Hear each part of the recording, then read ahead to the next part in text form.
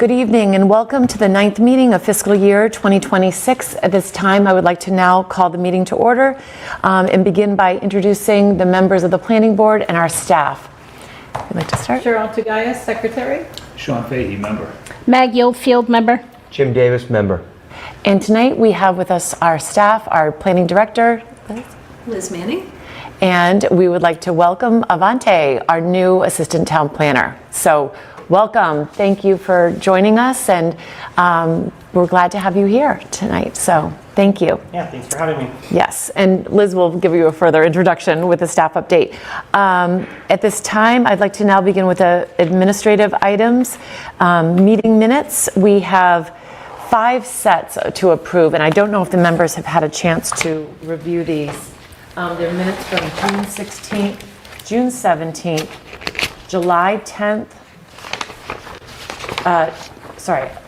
June 26th, I skipped those, and July 24th. Have the members had a chance to review, and any comments on those minutes? So I have on one set on the June 26th meeting, it says Ms. Oakfield said that she had met with the town administrator and assistant town administrator regarding the open meeting law. And I didn't meet with them. I spoke with the assistant town administrator. Okay. So you want to make that amendment to say that she had spoken with? Yeah, Spoken with instead of met. with the assistant town administrator. Still trying to get in. Okay, not the town administrator. Correct. Yeah. Okay.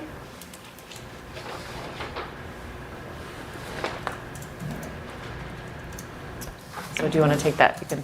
That's We can fine. read that. Okay. I don't have any comments. Okay.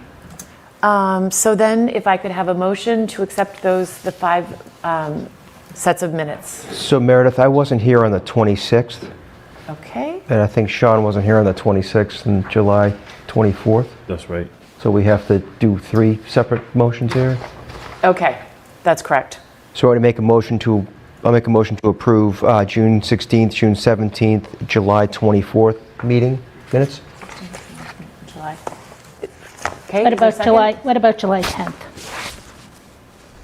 Was there a July 10th? There was. No, I was here on July 10th, Yes. but for some reason I don't remember seeing those. But that's all right. Yeah. I'm sure they're fine. So motion 16th, 17th, July 10th. July 10th and July 24th. Thanks, Maggie. Motion, is there a second? Second. All in favor? Aye. Great. Okay, and then separating out the June 26th. I'll make a motion to approve the June 26 minutes as amended this evening. Maggie, do you have a second? Second. Okay, and we'll do roll call on this. Cheryl? You don't have to do roll call now? since we're Well- here, right? All in favor? Aye. Only the 3, and then And I'll 2 abstain, abstains. Sorry. Yeah. I was going to record those as individual votes, but that was easier. Okay, great. And Oh, I did see the then 10th. No, I'm good. we have our future meeting dates, and that we are not meeting the week of Thanksgiving. So we have our next meeting dates will be, let's see, in December is a shorter month, so we have, that would be our scheduled December 18th meeting. The 11th? So you have the 11th? Oh, sorry, the 11th. The 11th. The 11th, and not the 18th. And just the one? Just the one. Just the one in December? Unless we feel that we need to Okay. add a second for some reason, but I think at this time it can be just December 11th. I think I'll miss that, unfortunately. Okay. I'm in New York for work on the Okay, end of that week. okay, thank you. I'll note that. Okay, so December 11th, Okay. great. Okay, And then my goal was to have kind of like a look-ahead calendar yeah, at the December meeting, and then we can kind of talk about it maybe, That would some of be the great. dates, and try to, have a sort of a game- time frame and. Yeah, on- yeah.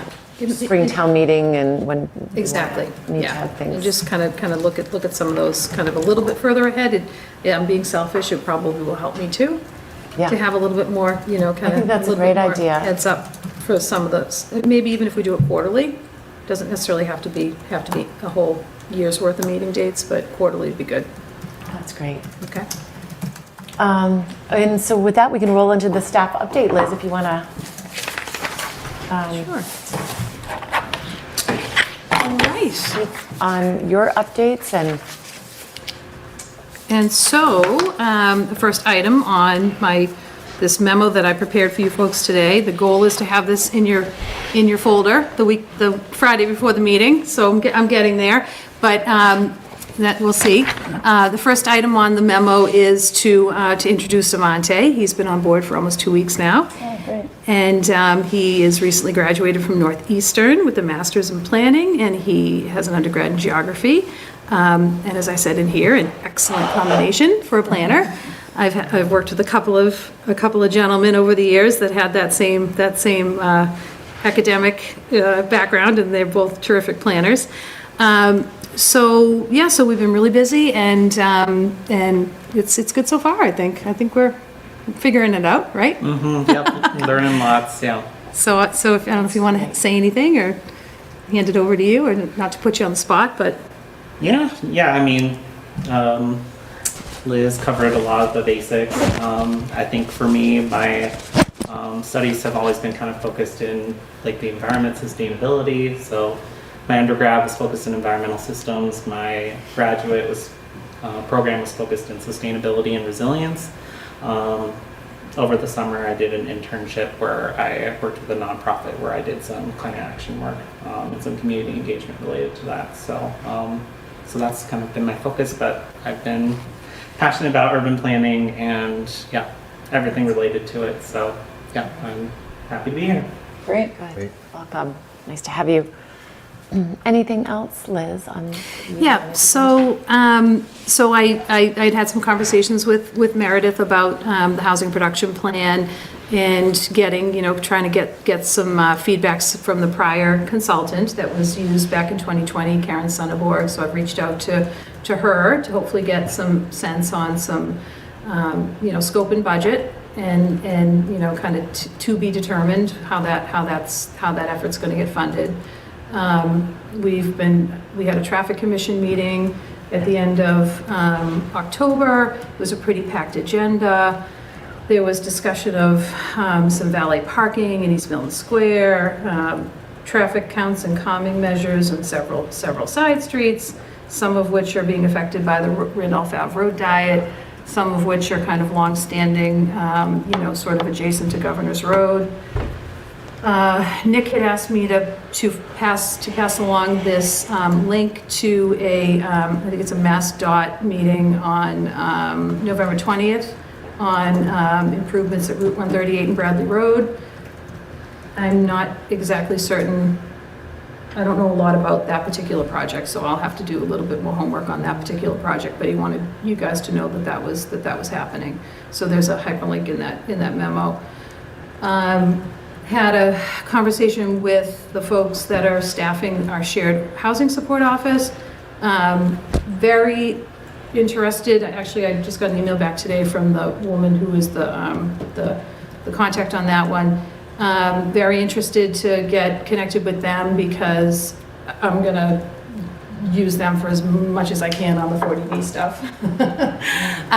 And so, not exactly certain what they're providing and kind of how it works, but I'm definitely going to be leaning on that if it's a resource that's there. Sounds like it was kind of like do you guys know much about that effort? I don't know anything. Will you elaborate a little? I think it was created, from what I can tell, I think it started as sort of like a regional effort among similar towns that were all being faced with multiple 40B applications.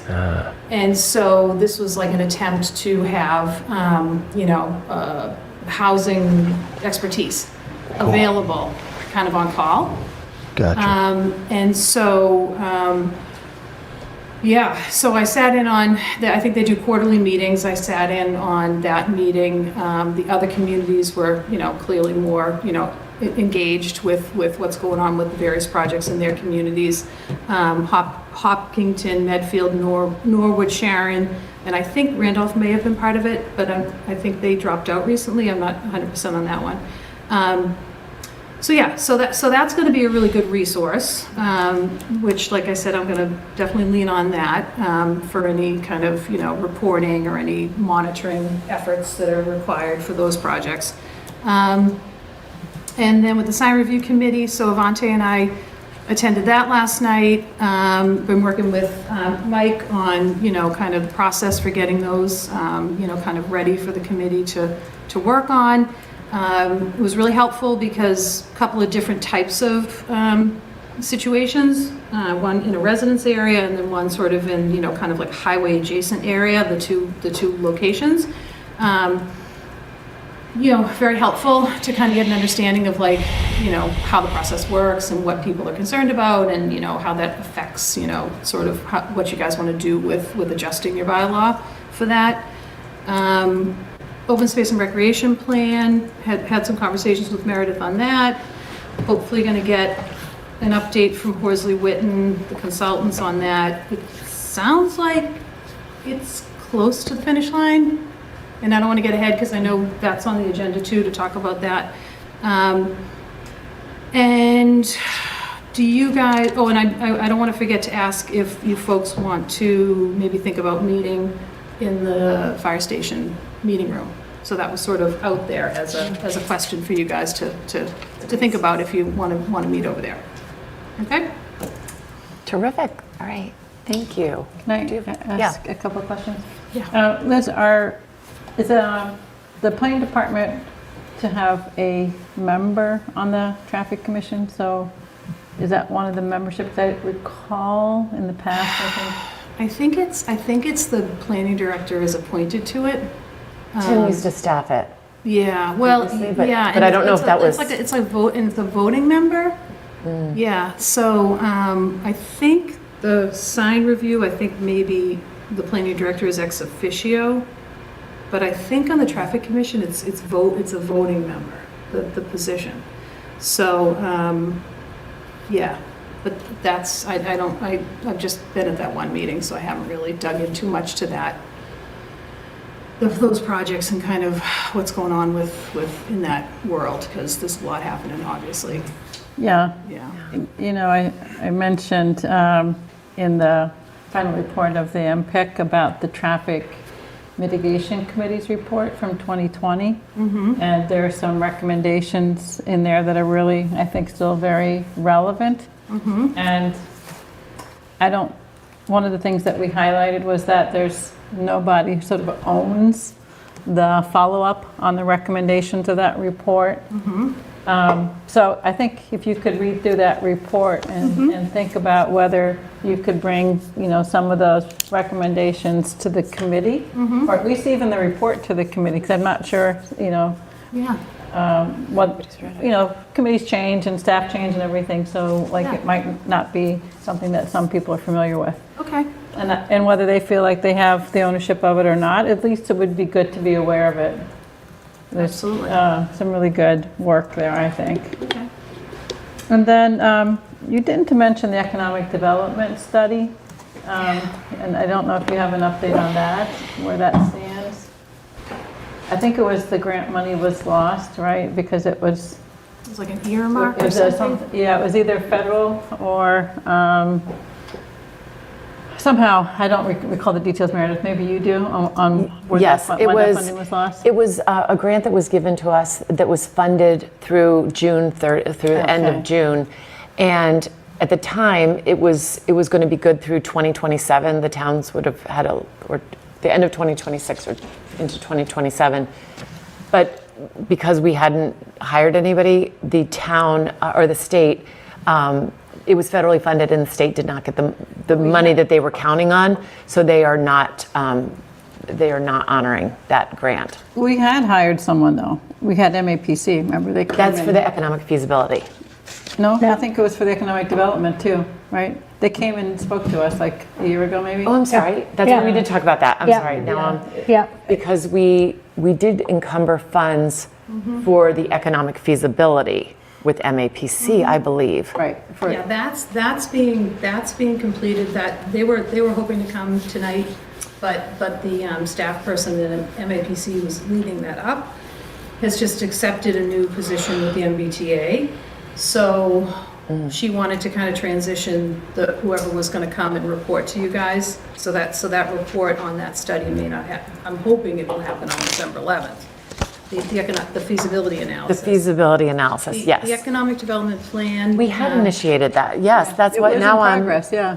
It just got, you know, it got when- side, when Tim left, it got, I think, Yeah, put to- ownership of it just kind of got put on hold for a bit. yeah, so if we did initiate that, I would think that we paid the consultants at least a portion because they did come. Yeah, there was Laid out the about, timeline. there was about 14,000 paid to MAPC. And the balance of the earmark was canceled, for lack of a better word. I don't know, clawed back, I don't know. So Avante actually sat in on a TA session yesterday for, MAPC has their TAP. Yeah, Yeah. technical assistance program. Yeah. So that's due first week of December? That Yeah, grant application? that's like somewhere around like December 3rd. Yeah, MAPC said that they're kind of flexible with the due date, but yeah, obviously if you can get it before then, that would be ideal for when they provide the grant award for Okay. the next year, which I think is in spring. That they provide Did they the say award. what the balance would be of what we would, to complete it, would the cost would be? That contract, I think, was like 150,000, if I remember It's correctly. big to do on Yeah, economic. so I don't know if their TAP awards that much. I don't think they do. Has anybody so. gotten one recently? No. I feel like it's less than that. But maybe we Had could, like around 30, I think it's what we've had, but, or maybe up to 40, but Yeah. and I think, I'm sorry, Nick did say, I'm recalling our conversation, he was going to try to see if they could try to get the same, you know, most of what we were trying to achieve, but maybe narrow the scope, or maybe we did a portion of it that would sort of get us to where we want to be, but come in at a lower cost. So Yeah. I don't know where if he's had that conversation on. So they can probably, my experience with that program is if they want to fund you, they'll figure out a way to make it work within the resources they have available. So I think what we discussed was just kind of taking whatever the scope was for the prior effort and submitting it, something that's close to that. And then kind of, you know, maybe see what they come back with. They might say, you know, Okay. we need to reduce the scope because, you know, we can't afford Okay. this level of like. But it sounds like definitely applying for that and trying to I submit. think so. That's my suggestion to apply for that project because it seems to make the most sense and it also seems to be the one that's like, I mean, obviously the housing production plan as well, but there might be some other funding for that, other funding sources for that. Yeah, I think that makes the most sense. So can we get, so I remember the woman coming and she came on a night that the fruit center was on. Right.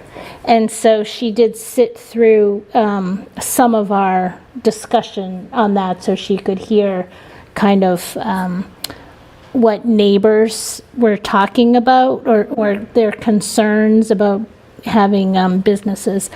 So could we get a report up to when the funding stopped? Because she came to a meeting, she spent some time. About our different.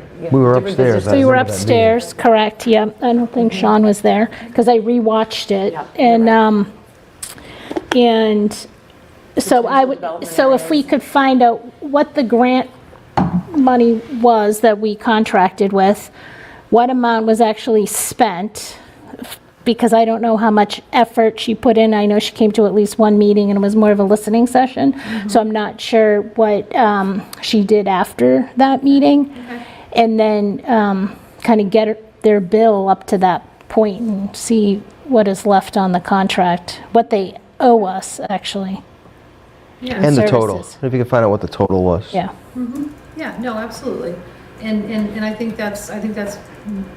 very worthwhile to see if we can get some type of like a memorandum or something that summarizes like what they, like you said, what they heard at that hearing and maybe some of their sort of like preliminary, you know, recommendations or what have you. Yeah, I can definitely do that. So I have two more things, okay. And just so I'm clear with how this works, MAPC has grant money, and we write a grant, try to get that money, and then we turn around and hire them with that money? Is that pretty much what I'm hearing? I think so. I mean, the most recent project that I did with them was in Quincy. It was a small business plan. And we applied for their technical assistance program, and they essentially, you hire them. Gotcha. You hire their resources. There were times in the past, I think, when they probably did have like other grant programs where you would have the flexibility to maybe go out and shop around for other consultants. And they may still have that, but I don't think this technical assistance program is that. I think you work with MAPC. Yeah, I'm not looking to rock the boat. I'm just trying to figure out how it all works. Yeah, It's yeah. interesting to me. And honestly, it's been a bit. So I'd have to kind of go back Yeah. because I applied for that money pre-COVID. And so all the federal stimulus and all the, you know, like this earmark, like that's all kind of, a lot of that stuff was probably like one-time money. You know what I mean? I understand. I don't know. And my understanding is we do pay MAPC, I don't know why I'm thinking $17,000 a year. So we pay them. So my question is, what do we get in return for that? Is there a breakdown as to what we get for our payment? We get the services of having I think, a world-class regional planning agency, you know, kind of at our, you know, available to us. And they support peer, you know, sort of gatherings. They do regional-based planning. They have a ton of data that you know, population projections, a lot of work on in the climate world with climate resilience and sort of you know, model bylaws. And I mean, I've used their resources a lot in my career. It kind of depends. I mean, it depends what the town needs from them. You know, if the town wants to go to them for expertise on, you know, like if the school department's thinking about, you know, do we want to build a new school in this part of town, you know, they could go to them for, you know, population projections and sort of like demographic analysis. And that would be part of what we pay them. Well, And then not paying them to do extra. I guess that's what I'm. Well, that's what, I mean, yeah, they also kind of function sort of as like a quasi, like, you know, they're like quasi, they're like a quasi state agency in a Right. sense, right? Because like the people that work there are state employees, I Right. believe. I could be wrong on that. And so, and the procurement's a little bit different because they are like a quasi, you know, state public agency. So you don't have to do the same level of procurement when you go out for their services. But again, my experience with them has been that they're a really, you know, first-class group, and they have. I think the question you're asking is, what do we get for the 17,000 if that's what we pay? Yeah. And when do we transition to having to hire them as a consultant? Because we're you know, we probably are, maybe that's the question that, right? We're allowed the information that they collect from their database, Liz, and everything else that they do as an agency. But at some point, we must hit a line where we have to hire them as a consultant for something beyond. So I think that's all you're asking, right? Correct, right. And Yeah. I'm When just do we going train? to add that we do have representation as a town. Tabor Keeley is our town's representative. I think that means he serves on a board or serves on an advisory committee of some sort. So I'm sure if you wanted to reach out to Tabor, he could give you more information about what his role is and probably more about Might be good to what our have him come. expectations are. Yeah. And I'm sure he would come to one of our meetings. Sure would. I would say a great example, based on the very little bit of research I've done onto this supportive shared housing support office, that that creating that regional, like, ability, because and again, I could be wrong on this, but the consultants from Accenture, I think the firm that they started with was maybe bought by Accenture, maybe, I could be wrong on that one too. But to have that resource available to the town when you don't have like the ability to have that level of housing expertise, or even the time to do the monitoring, right? Like Mike and I were talking about it, how he used to have to wear that hat like in the community that he worked in, in the past, because you don't have that, in a smaller town, you just don't have that level of expertise. So that would be a really good example of a value that's brought to the table. And the I don't think, I'm sorry, I interrupt you. I don't think it's about whether they bring value or have value. It's what can we get for what we pay them, right? What can we utilize them for what we pay them? I'm hoping that if our town sends a payment of whatever dollar value it is, there's a document that defines what we get in return. I hope there's something on paper that says I don't Milton know how that works. I feel like it's almost like an It's off of our assessment. it's off our cherry sheet. Yeah, So just like is like the MBTA. just like the MBTA 2.2 million. yeah. That might be But- fine though, but there but- has to be something that defines that Correct. for every town, if you Yes. contribute, right, to supporting financially MAPC, this is what we're going to provide you for services, or this is what we're going to provide you. That's just simple Yeah, and basic. yeah. Yeah, MAPC no, I should hear be ya. able- They should be able to give it to you. You know, Tabor's probably great, but we should be able to contact MAPC and say, what outlines what you provide to all towns that contribute to supporting MAPC? Yeah, yeah. And can any board member just call them up? Say if I have a question, could I call them up randomly and ask questions? Would they take my call? I Or think could we they- access I- the That database? impression when I was on Yeah. the webinar last night, that like, yeah, you can reach out to somebody and they'll answer and respond. So So, for example, I reached out to Josh Fiala, since we all know Josh, and I had asked him if there were any other examples of MPIC final reports, that we could look at as a resource. And so he reached out to people within, their agency to get back to me. And then I also reached out to him about intra-town shuttle. Were there other towns that had that they were aware of, any resources? So again, he did the same thing, reached out, sent it back to me. So, and if he didn't have it, he would send me to someone that did. So, I don't know, if everyone knows, like they can reach out, or if there's a person we're supposed to reach out, or if we're supposed to do it through the planning department. But it'd be good to clarify it, Yeah, I think so. I will, and you know what? I didn't even know that there was an assessment on the cherry sheet. I didn't even know that. I mean, I guess I probably kind of knew it, but so yeah, we should know that. We should know. We should know sort of like what what if there's a list and what's on it. And I mean, I know the things that they've done for me in the past as far as, technical assistance and facilitation and data and what have you. But I think that would be, I think that's very worthwhile. Liz, do you know if Braintree paid the same 17 grand, or how much did they pay more because they're I'm a... guessing it's based on population, Sure. maybe, Okay.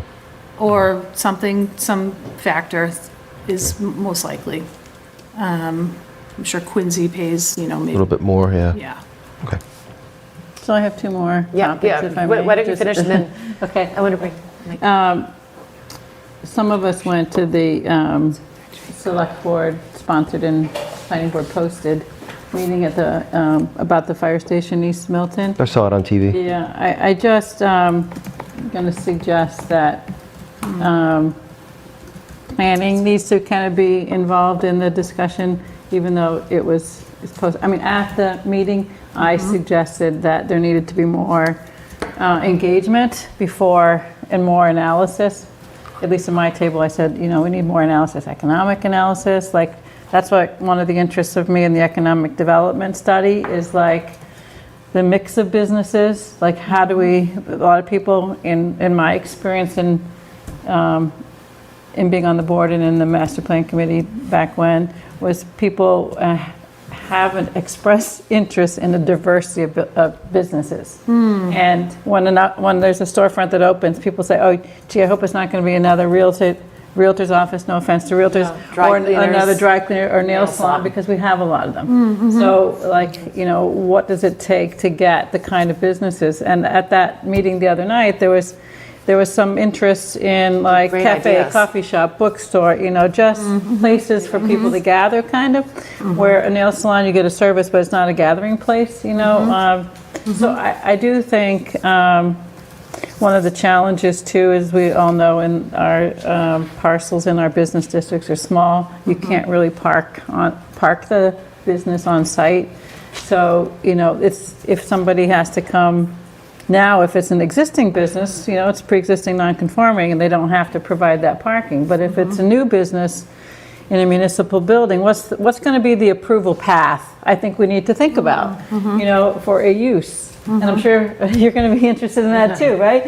And so I just feel like there's some more discussion that needs to happen, even internally. It's, even if it doesn't come to planning board for some kind of official application, planning department definitely should be part of the discussion. So, and I do think more community outreach needs to happen there. So I just want to bring that up. And then the other thing is, Well, just on that note, Cheryl, Yeah. the select board doesn't have to, they're going to proceed with selling it or keeping it or whatever on their own, right? They're not asking us for our input. well, I'm just suggesting at least the planning department.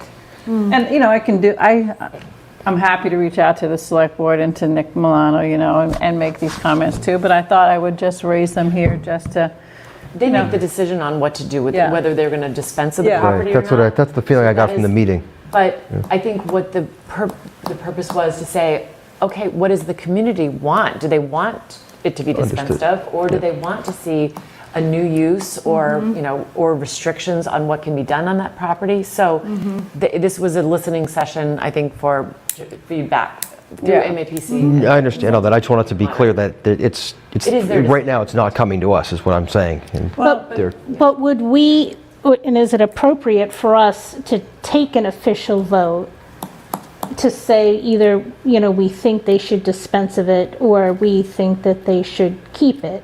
Because there's no, I think that's the biggest question. Not necessarily. Not at this point. I think it's premature to Yeah. do that, but I think being part of the process, and I think more thought has to go into it. Yeah. I think that's what came out of it. It's that they shouldn't rush there should not be a decision made. I mean, I think I would support if we wanted to do outreach to say, through Meredith, Yeah. to say, we would like to be engaged in the discussion about this, and think about with the building, Commissioner. department and planning department, what the path might be for whether it's a sale or a lease, just, it's more about, they're going to make that decision hopefully with the most information, and they've got resources that can help them provide the information. So, Yeah, but it certainly sounded like ultimately- a building that people wanted to hang on to. But more needs to be studied on it. I mean, it's in the business district, right? So I'm not even sure. A municipal use for a property in the business district, so it's not grandfathered as a business use, I wouldn't think. So I don't know. I mean, so what if they did lease it or sell it and they can't park it, right? So I don't know. It's just, It's it's a question I have. Yeah, you definitely want to you're think going about to that have, stuff. you still have to get something approved, right? Whether Right. it's ZBA or here. I just think that should be thought out before a decision's made. Unless, of course, we make it a parking lot, because Milton desperately needs parking. I know you're going to kill me on the historic I do not support aspect, tearing down that building for a parking lot. but I 100% do. That would be my goal. And the The question, town gets to hold the land, so if you ever need it, you can develop it, and you create valuable parking for East Milton Square. and the question is, are there other properties that is owned by the town, a municipal building that is located in a business district? Is the art center? Is the art So the center art center, in so a business that's what I district? was, And the yacht club, I don't know if that would be considered, I think Yeah. that would be business. Yeah.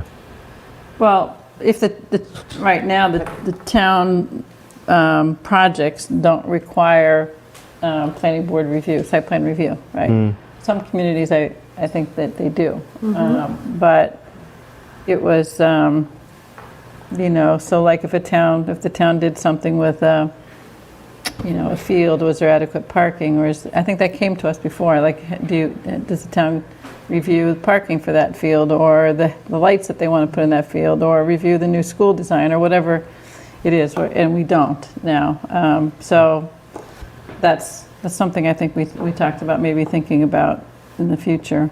It would only make good sense to utilize your planning department and your planning board. So I know we kind of asked the fire station building committee for the town center one, but I don't think we really reviewed the East Milton one. And there's Atherton to come. So, and there's some discussion, I think, about whether to demolish the Atherton station, which is another conversation. But I think That's a much nicer building. That would be shameful. East Milton Square is just ugly. Looks like two Legos. I don't think so. I think it's I mean, it's charming. brick. I just want to bring out One one other other thing, and I would like to introduce our new building. So a couple of people have asked me, how do I know if my property or whatever property is in the MBTA zoning? And I don't think that the parcel list of what's in that, I think this is something that was asked for before. And I don't know, like, if somebody called the building department, if you have that parcel list, because the maps, Aren't that easy to read? aren't that easy to read for people. Yeah.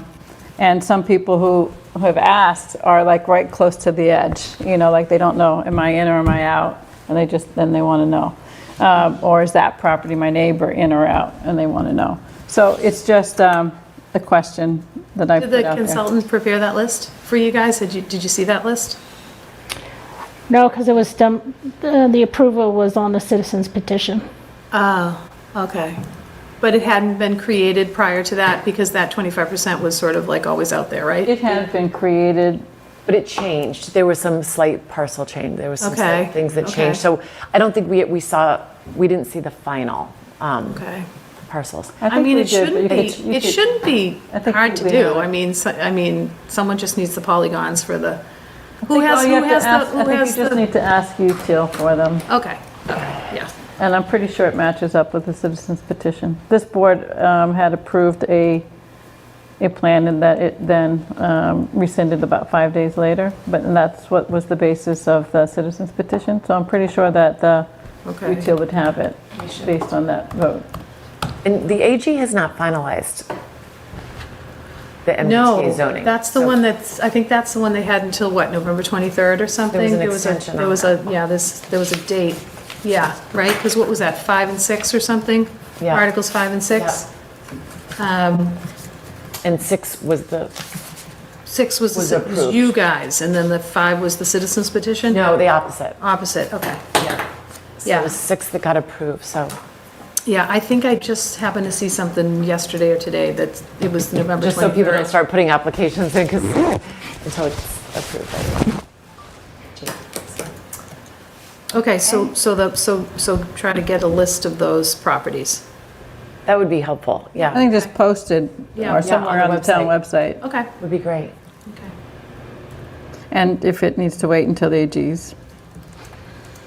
Yeah, I don't that's know. a, yeah, I don't that's a know. good, that's a good question. It could be something, that it's still pending at the AG. I mean, if somebody really wanted to know, they could come in and I'd just Yeah. pull it up Yeah, and Right. show, and pull up their property and tell them. yeah. I mean, I don't have full access to all of the GIS, so I'll probably need to talk to Alan a little bit about that.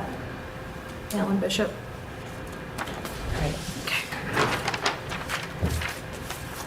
Terrific. And this is, I guess, just a little bit sort of oh no, we have it on there. Never mind. I'll wait on the agenda. So. Anything else on that, Liz, or that's good for your staff update? I think that was pretty comprehensive. Okay.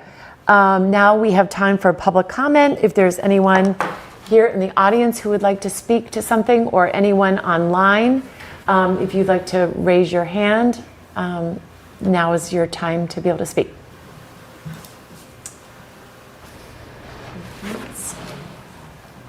Don't see anybody in the audience. All right. So if it's okay, I just would like to maybe move up item 5 so we won't keep our building commissioner here any longer than he has to. But I would like to welcome Michael White, our new building commissioner. Please come and feel free to join us. Nice to meet you guys. Nice to meet Nice to meet you. You too. Yeah, welcome. We're glad to have you, and Thanks for having me. you're doing a great job. We hear wonderful things, and I know you came before the Historical Commission, and you've been kindly Yeah. going to the different boards and introducing yourself. Which Yeah, I wanted to at least start off with all the boards and committees that I deal with. It'd be nice to have a face behind the emails that I'm sending out to everybody. Absolutely. And yeah, and working with Liz, because you all work so Yeah. closely together with the planning department. I'm hoping to get more caught up. I've been so busy, I haven't had as much time as I'd like to coordinate efforts. Absolutely, But absolutely. It'll get better. Anything that's a problem, I like to try to fix it as quick as possible. So I've been digging in deep, and Great. actually the ADU stuff's been big, trying to finalize what's right, what's wrong. I think I contacted the Attorney General's office that reviewed our bylaw to get Great. answers to some of my questions, and then some of it was over their head, and they sent me to other agencies. Whoa. Wow. Huh. It's all, yeah. So actually, that worked out good that she got me connected with it. I didn't even know there was an ADU unit with the state, which they did a presentation at my Southeast Mass building officials training all day yesterday, so that was good. Oh, great. That's good. But we're like digging in the weeds. There's a lot of crazy zoning stuff that we didn't realize that they can basically cherry pick, take the accessory structure, 8-foot side setback, 8-foot rear, then take the 20-foot primary structure, front setback, do a detached 2.5-story. So like figuring all that stuff out, what's right, what's wrong. Yeah. And then I want to try to, with our bylaw, gel it all together, then have Nick Milano and KP Law look at it before we say this is what we think is right. Great. The process and all the rules, regulations, and we got a lot of stuff on the building code side that affects what happens too, especially when a unit's built inside of an existing home Right. with fire ratings and things like that. Right. So how many applications have you received, or have you received ADU applications? We probably have about 12, I think, a lot of them, so that was an issue we weren't realizing. A lot of people were putting internal ADUs, but doing a massive renovation to the house, so they were putting them in as alteration renovation. So when we came across that we were switching it to ADUs, future ones, we're gonna have them pull a separate permit because they actually need separate HERS raters because it's basically another house. The state energy department was actually at the training. They want a separate HERS rater for the ADU. Then if the project, or if it's a new house, would be 2 HERS ratings. And a separate CO also? Yeah, 2 excellent. separate COs. That's good. It's a pain in the ass for you, but it's good. Yeah. Because we have to, as a town, we have to track the ADUs and submit it. So if it was going as just part of a general renovation, then we're not tracking it as an ADU. So then how are we reporting it? We're gonna, moving forward, anything that came in as an alteration, we're calling it an ADU because Okay. that's more important to track that than the renovation. And then moving forward, we're actually on this paperwork, we're gonna spell that out. If it's 2, we want 2 separate permits because it's gonna be 2 sets of different information needed for each. Okay. But a lot of, I think like I sent you on that site plan that the address should be the first thing. That's been another issue. that we want the address set before they pull the permit, because it just creates confusion. Alan will give it a different number. Now we have a permit that they pulled under this address, and if it is an alteration in an ADU, we got a problem. So a single family where they're adding square footage, that's gonna come to us because they're adding square footage, but it's all within the same existing single family. That's gonna get a second address? It's Even mandatory though it's by not- the state law for it, if it's detached, internal. Okay. But the way we did our bylaw is that only comes to planning board if it's an addition or detached. If it's an Right. internal renovation, it doesn't come to us.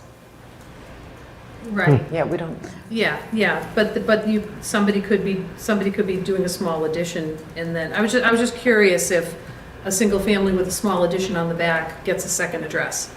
Because the small addition, it contains the 800 square foot, ADU. I think it sounds like every ADU gets its own address. Yeah, okay, yeah, that's what I was curious about. We've Okay, had all right. basement ones that Alan's given it, so actually we had, between police, fire, all emergency personnel, he was trying to figure out how to make it a little bit easier for a first responder to know where they're going, so I don't remember if it's in the basement, it's the house number, then B, if it's detached, the house number D, meaning detached. Yeah, that's Or good first call. floor, second floor, just to help an emergency responder know where they're going. that's great. So Mike, are you seeing any illegal ADUs or illegal apartments being legitimized with this new law? No, a lot No, of huh? inquiries about turning the temporary apartments into ADUs, a Okay. tremendous amount of that. I think the fire rating's gonna be the biggest hindrance for anyone trying to retrofit into it. What if it's an existing apartment that they have, a temporary apartment, or trying to morph a part of their house, because they gotta fire rate both sides of the walls, the ceiling, Yeah. the whole ADU on both sides in a fire rated cocoon, basically. So Right. if you've got something already finished, you'd be tearing everything apart. And- Like the ceiling has to go over the top of the wall, so if the wall burns, it can't just catch the frame and above that fire rating has to be at the top of the wall, so it becomes complicated. Actually, at the end of the day yesterday, someone came in looking to do that, and I'm like, it's complicated. I'd get a contractor, Yeah. find out what it's gonna cost to, the fire rating's the biggest thing, and I said the only exemption is if you sprinkler, and that could be cheaper. A residential PEX sprinkler system may be cheaper than trying to fire rate something that's already there. And is the code forcing you to split the utilities also? No, No, okay. That's a question I had, yeah. yeah, I believe they actually want it all connected, because the So two, 1 meter and- they're attached or detached is always supposed to be, they can't sell it off to someone else, so that would help prohibit that if they keep all the utilities to one, the primary residence, and then they're just tapped off, whether it's attached or detached. So it would have one electric meter, one gas meter? Yeah, Interesting. one water meter. It could be either. Okay.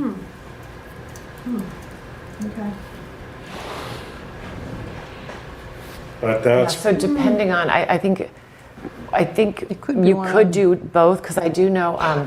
No, I think you can. I was just asking if it was usually we required, had if to the code add forces it. An extra septic. Yeah. But you don't want to, if it's unnecessary, to have to add you don't want to force somebody to add an extra septic or an extra water line, and go to that if it's not necessary. Yeah. yeah, we talked about that too yesterday, which it was good. So they said some things like could be completely unrealistic if you're gonna force them to pay $100,000 or $150 for a one-bedroom ADU. But there were other options, like if they had not enough bedroom capacity on a septic, they could eliminate something in the house and call that an office or whatever, and then Right, there you go. Bedroom, yeah, take off a bedroom and put it. And by taking off a bedroom, then the how would that affect property tax? Wouldn't really, I guess, if you're picking up a bedroom somewhere else, would the Yeah. property tax be, That's actually a good call. it might reduce the property tax on the primary resident, because, drive it through the and then the other Well, so one will that's go it. up significantly. Yeah. Is there any trigger? I mean, I'm not sorry. sure on the property tax end of things, how that works. Like, do you notify the assessor when an ADU is complete? They have access to our system. Actually, I think they're paying extra just recently to like have, I think it's gonna sync almost every day, which we need because when there's a transfer or sale, I'm not sure what the frequency of the system is. All the permitized systems are based on the assessor's database. So if we don't connect to them frequently enough, when Right. I'm reviewing permits, it's saying the owner's The last name, homeowner. the system's someone else. Right. And even if I go to GIS is based on it, it's the same, so I have to ask for a quick claim deed.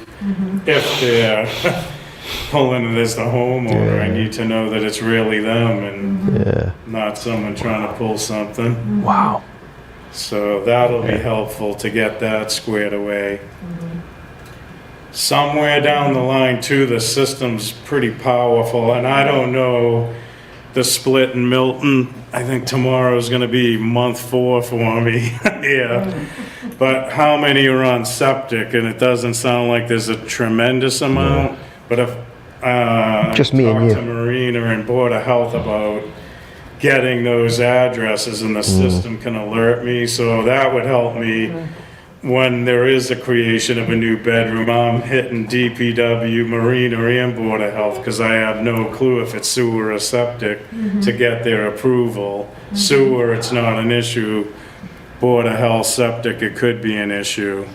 But then I can highlight those, actually, when you just mentioned the parcels for the MBTA zone, and I could have that put into the system so it automatically flash that this property's in the MBTA zone and district, which I mentioned to historic down the road. I'd like to, you get me the list, anything on the state and national historic register, anything significant, and I did it in other communities, a flashing thing. This is a historic property for us to pay more attention, because we don't know, I don't know. Right. I'm new here, it'll take me 5 years before I know So on the every same line, business, yeah. somebody's name and where every piece is and what it is. So I think the easiest way to go forward is what Joe Prondak would do is anything 75 years or older, just, an email gets sent to Steve O'Donnell and he'll Yeah.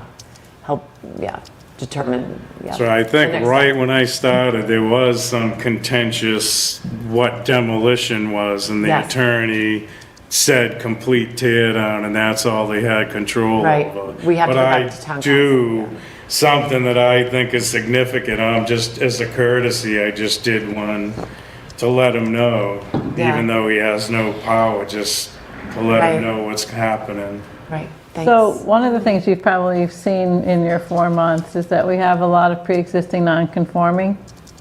And we have some things where now it's special permit and then it's variance. I would be curious, as you see the applications, what are you finding most common as triggering a variance and in the pre-existing non-conforming? Is it setback? Is it height? Is it, because I'm wondering whether we need to look at the zoning further and not make it as difficult as it is currently for you and for owners of property, where it's just, the zoning was added after things were built, for the Yeah. most part in Milton. I would think that's our biggest roadblock is the zoning. We literally, the time we spend debating and try to interpretate, and there's a lot of sections. Yep. I'll read 2 or 3 pages, I got it, then I turn to the 4th Exactly. page. Disregard everything you just read. Exactly. So that's why I think we all support the codification, where we actually look at making it more user-friendly, having tables, dimensionals, dimensional tables and cleaning. There's not even definitions that are consistent, right? There's not many in the overall. Then you get to one section, the definition of height is different than the definition in Yeah. a different section, how you measure it.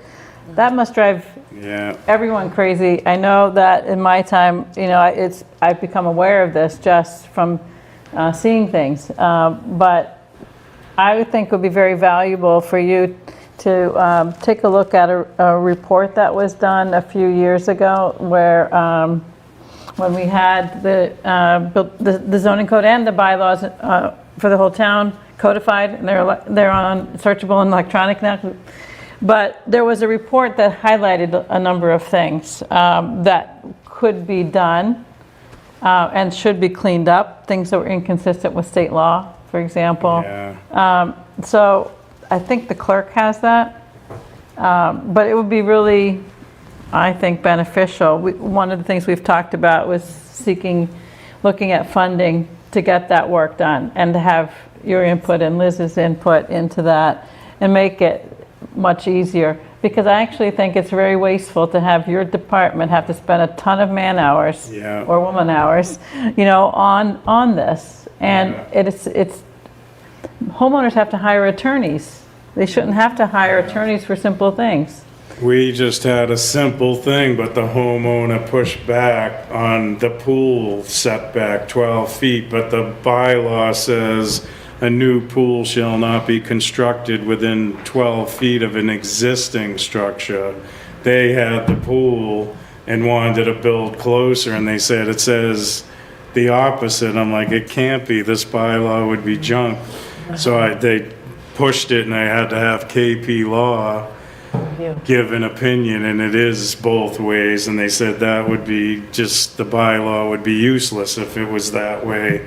You could put the pool in and then build wherever you want, a foot off the pool. But how much money are we gonna give to KP Law when we could just fix the bylaws and make it understandable?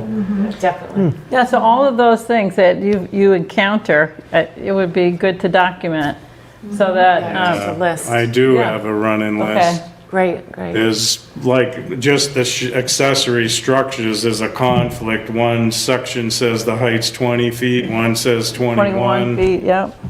And it's actually not in the height, it's in the side yard setbacks, the heights of the accessory structures, which makes no sense. Right. That's a great, But I had early on showed Nick Milano, I gave him from one of the previous communities I was in, the table of uses, and I said, you can look at this in less than 10 seconds. They can see what they can and can't do in every zone and district, every use that's allowed and not allowed. Same with the dimension and area and lot coverage, another table that you can instantly Exactly. figure it out.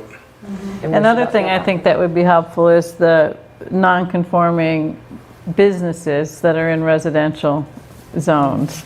Because we have seen that, like, let's just say with Milton Marketplace, but there's other things, like 7-Elevens in several places, Yeah. other things. And they're kind of, have to go to the Zoning Board of Appeals that when they need when they need a change done or want to make a change.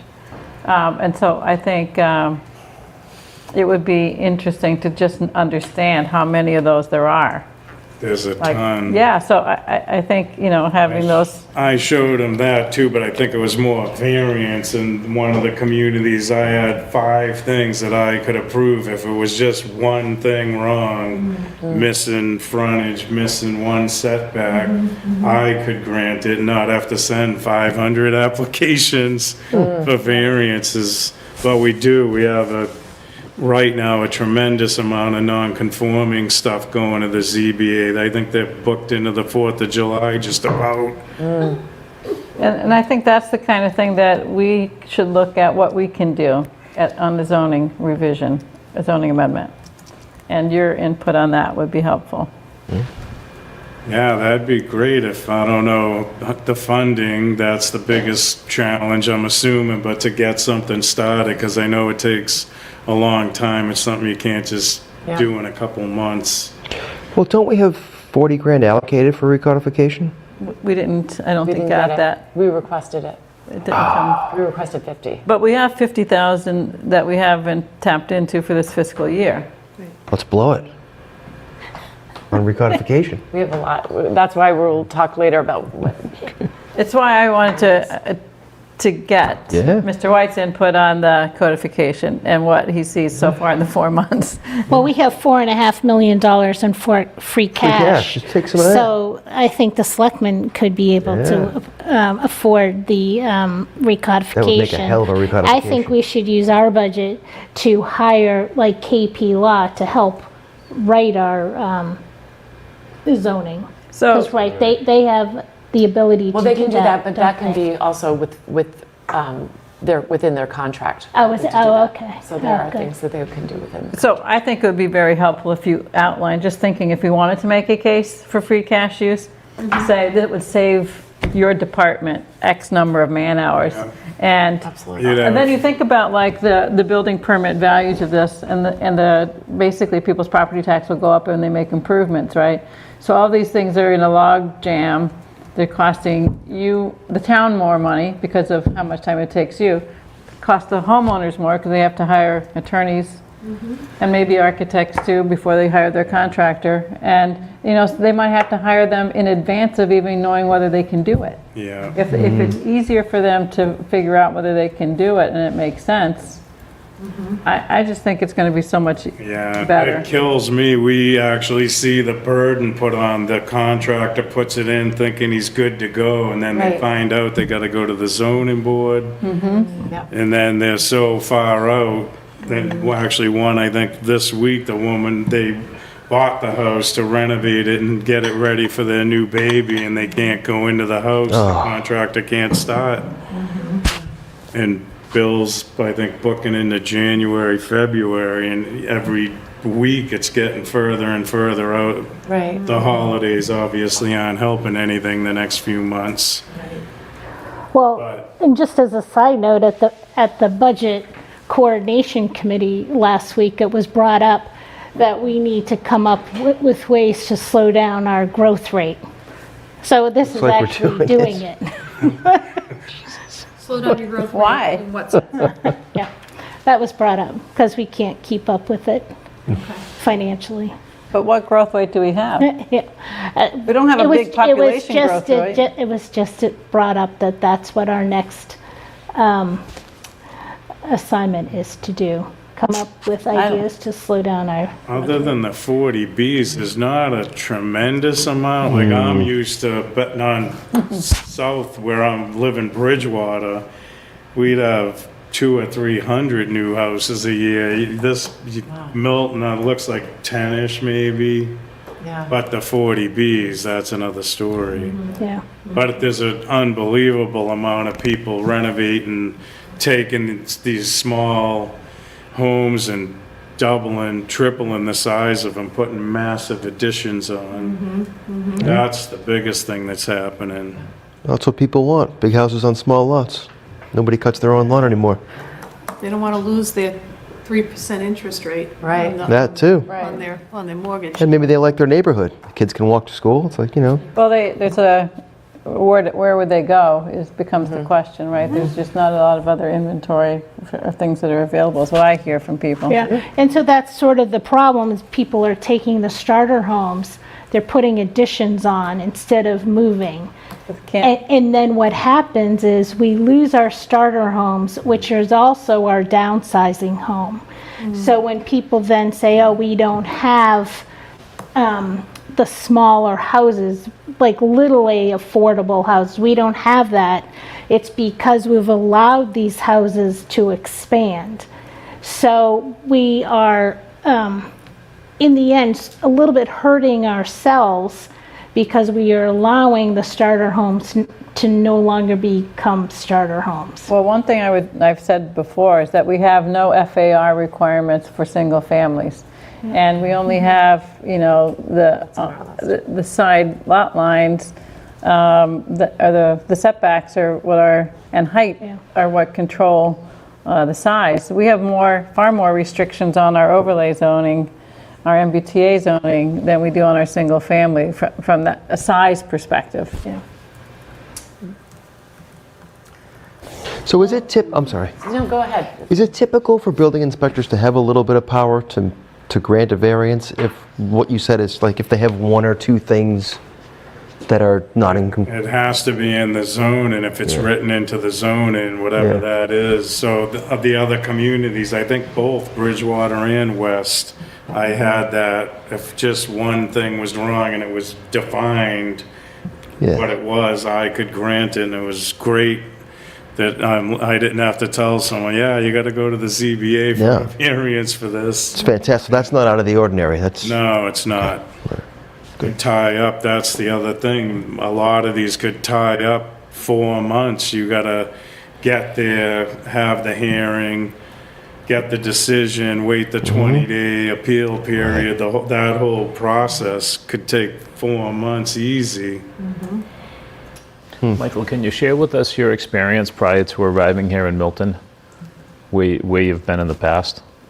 I was in West Bridgewater prior to here, which was, I think they only had like 8,000 people in the community, and I don't understand, they directly boarded Bridgewater, which is, I was a commissioner there was over 30,000 people.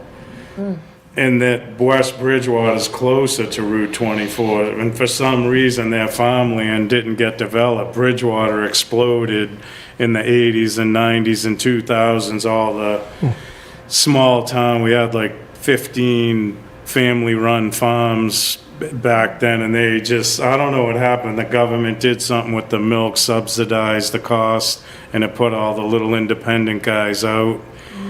And they just sold their land, and there were 200-300 house subdivisions going in everywhere, exploding. Then that West Bridgewater, in the more recent, that started to happen because Bridgewater built out most of the land, so they slid to West Bridgewater, and a lot of large spec warehouses, like 500,000 square foot empty warehouses waiting for Amazon or someone like them to come because they're right on the Route 24 corridor. I was actually, when I was polishing up my resume to apply here, I was looking at what in Bridgewater, I don't know why, but they had me into everything. Traffic study committees, housing partnership, I was the chairman, I produced the housing production plan. Way to go, Liz. Did the green community, put the green community stuff together with me, and one of the town manager's secretaries were involved in everything. But the list, I looked, I'm like, I forgot All the things. most of the stuff that I was involved with. But it was great learning experience. How many years were you in Bridgewater, Michael? About 12, In West Bridgewater, how long? 8. Okay, yeah. So you spent a lot of time in that community, yeah.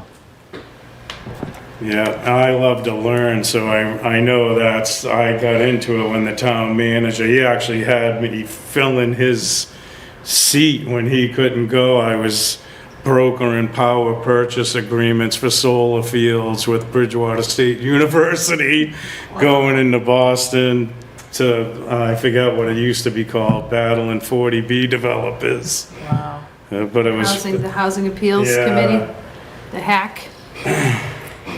Prior to your work in Bridgewater, were you, I've been self-employed, running my own construction company since the 9th grade of high school. That was my main career. Still doing small stuff on the side for friends and family. So coming up on like 40-something years. That's great.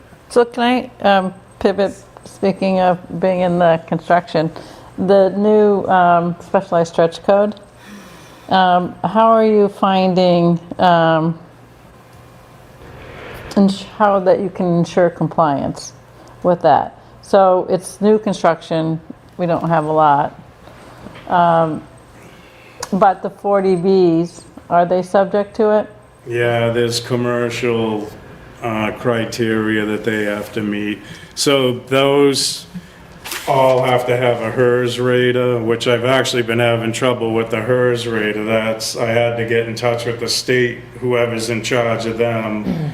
They give us an initial report that shows the numbers, but on the top of it, it's supposed to tell me what codes they modeled their report after, and some of them are coming in blank or with codes that are 5 years out of date, so I have to have the HERS rater and put the right language, the 2021 base code with mass amendments, the stretch code, the specialized code, because I don't know, and there's no way for me to tell what the computer modeled the energy compliance is. Multiple different paths to meet what they need to do. So I've actually sent 5 more in today. I'm like, here's another batch. So do you think, or have you ever utilized like some outside expertise to help you on these more complicated projects?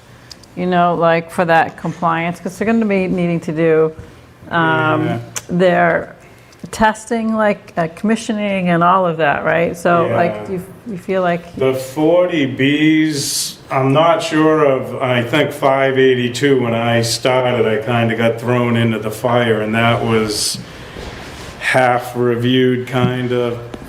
And so they wanted the permit, and I'm like, I don't see nobody. I reached out to everyone trying to find out who was the master of all the information and the decision that was required to be submitted to the town before a permit could be issued. And we couldn't really find anything, so I had to start from ground zero, go through it, and get the applicant to give us everything, and now it's all uploaded with the permit. But in that particular decision, they set aside funds for, I think, the DPW and myself if we need consultants or outside engineers. But on normal projects, we don't have that. We'd need to create some kind of a revolving account that we could, I don't know how to feed it. So I have one other... I was going to say just on one that, because there were particular issues with the stormwater systems on that, which definitely you'll want to have reviewed by engineers. Yeah. You know. So I know like 582, everybody, and then I held a pre-construction meeting and... Good. The neighbors came up? No, not the neighbors, internally, but that jarred some of the department's memories. Oh yeah, we need this. Right. After they already thought they had everything. But that got issued, and I like to know that everyone's all set. I would never, it looks like they reviewed it, and just issue it and find out we never got, we didn't have 80% of the stuff that was in the decision required. It's really important. The zoning board of appeals should have provided that to your department, I would think. Yeah, I asked their decision. Bill, actually, when I think Cheyenne was like her last week, and she couldn't find it because I thought maybe the planning department would like be the keeper of all the stuff. Which brings me to my next point, which is, I know the previous building commissioner had expressed to us that special permits, like we don't have a template, and so he had to go look at each special permit because what was required in one might be different than another. So we're going out to do a site inspection, needing to reread the permit, the special permit issued by this board. I can't speak really for the ZBA, but so anything that you would want to say to us to make your job easier on the enforcement side. So once you're reviewing any special permit that we issue. And so I'm thinking like probably one will be the memory care facility on Highland Ave, right? Because they haven't filed for the building permit yet. And that went through a long review process with us. And so, making sure that the conditions are enforced is important.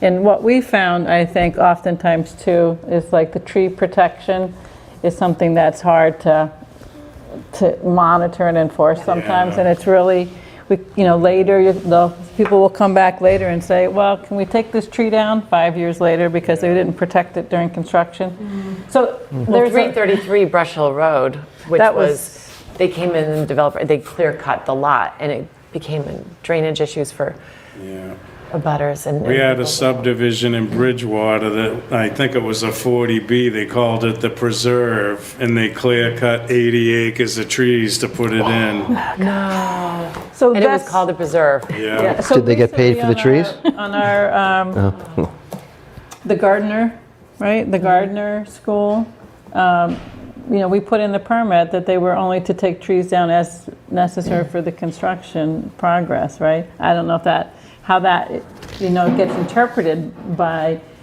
you, but that came out of this 333 Brush Hill Road that ended up in lawsuits. And, that we, as a planning board, and had to hire a civil engineer, a surveyor, through town council, figure out how that was paid for.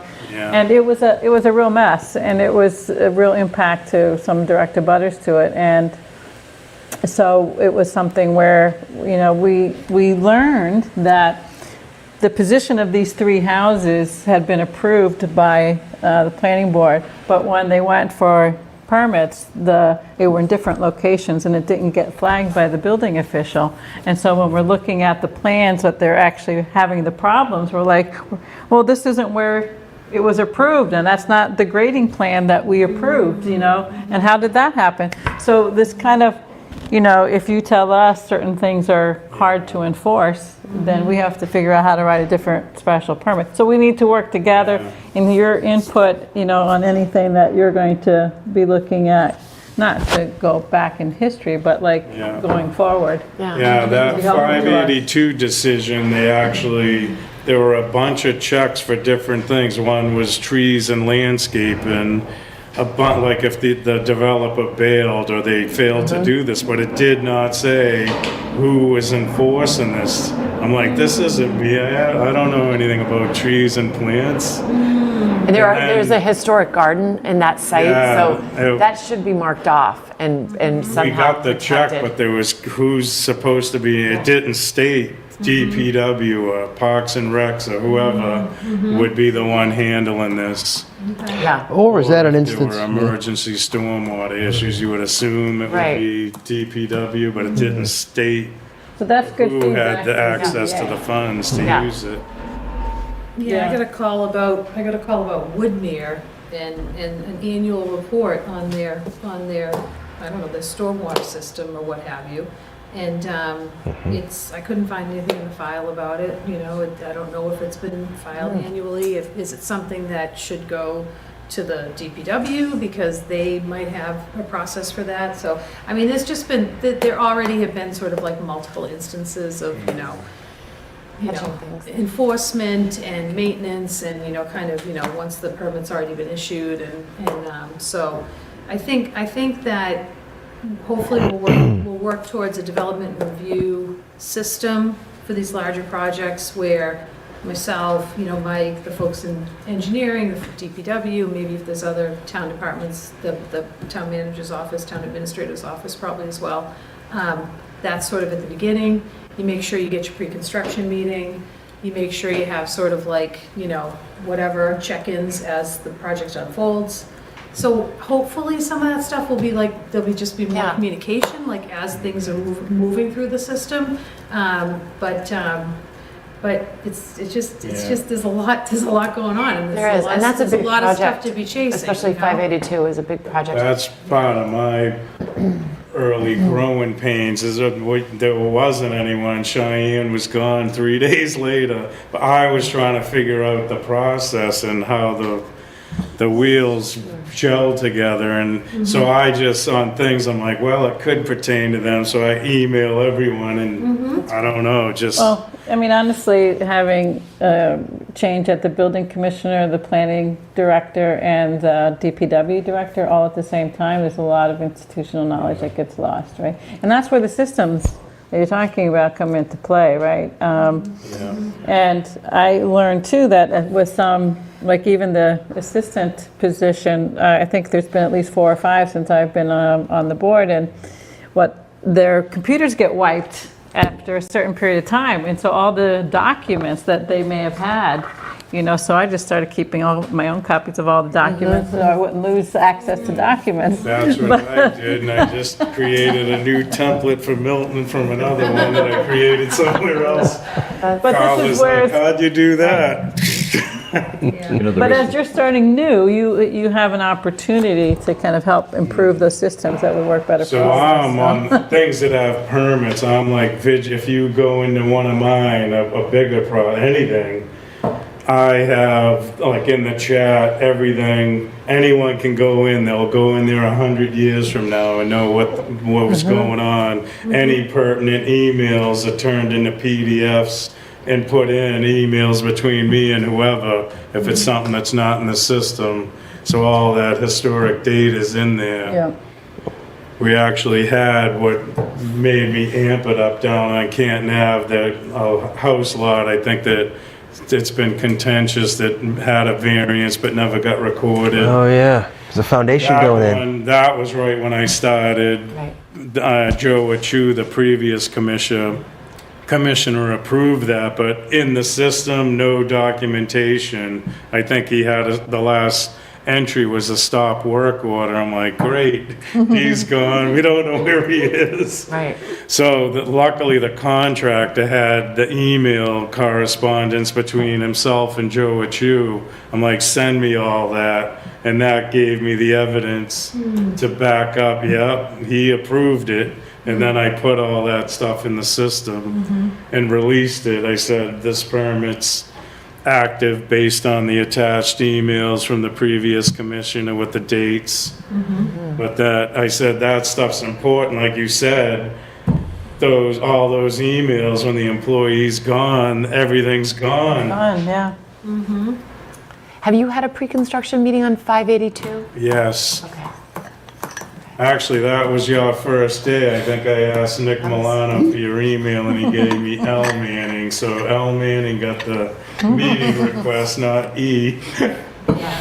Yeah, I'm looking at the decision for 7-11 because they want, Randolph, because they want a sign. And we're trying to figure out whether or not there's any language in any of the decisions about signage on Randolph Ave. So I'm looking at that. We took a ride past 582 and tried to figure out, what was going on. I didn't want to go in because I wasn't dressed for it. But, I'm slowly kind of getting up to speed with, where the different projects are at. Yeah, I mean, I think it seems like Tim was sort of functioning as like the quarterback, for lack of a better term. I mean, but there's a ton of information on the town website.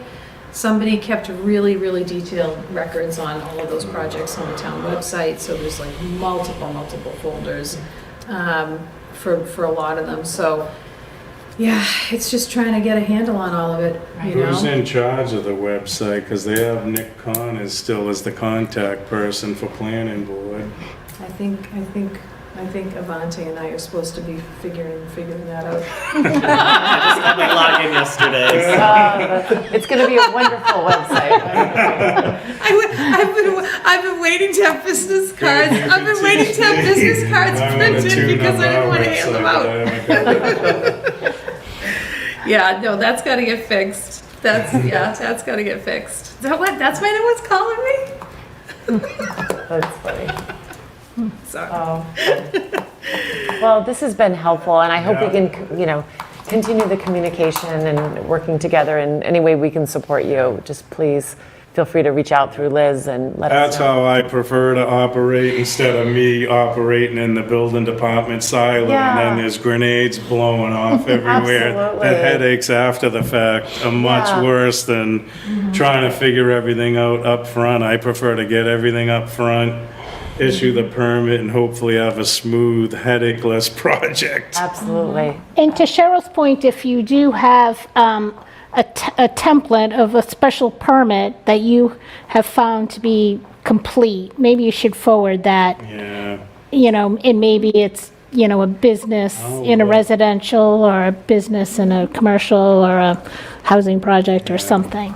I've been creating some templates just because of the non-conform, and there's so many. I said I need to create a review template so I'm capturing all the same information, because I can't remember it all. I'm like, I need this year that it was built, average grades, all this other stuff. Right. Yeah.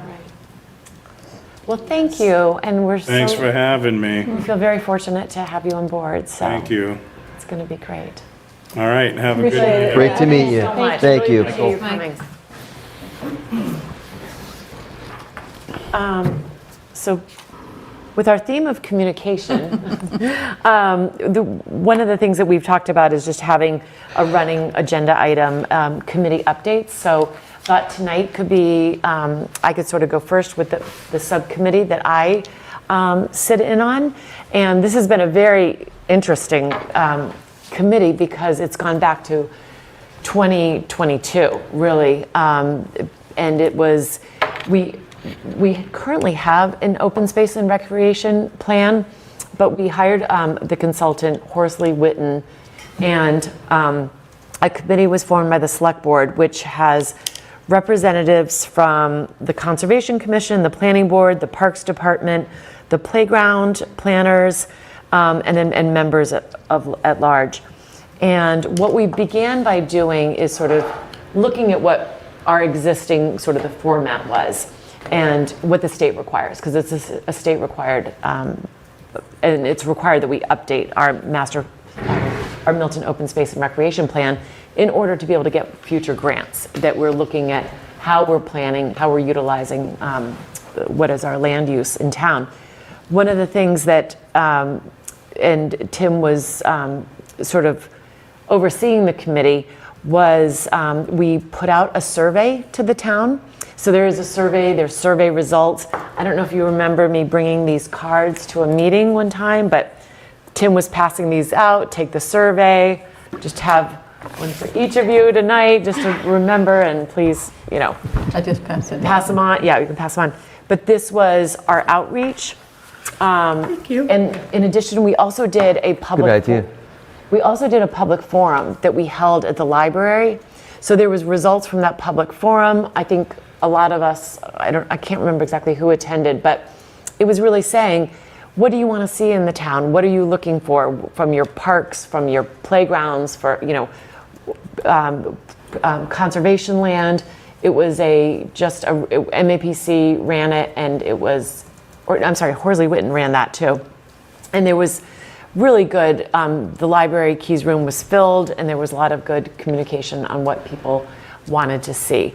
And a lot of it directly relates to the master plan on sort of the goals and the initiatives carried through. So community forum, there's been a survey, but then we went into the process of identifying the parcels of land. And this really ended up taking a long time, working with our GIS coordinator, Tim, and really evaluating, all right, we've got all these parcels, and honestly, you know, the Conservation Commission didn't even know what all of the conservation parcels were, and what is protected conservation land under what is conservation but could be disposed of. So what is you know, in perpetuity, what is preserved, what is DCR land, what is privately owned land that either has a conservation restriction on it or doesn't have a conservation restriction.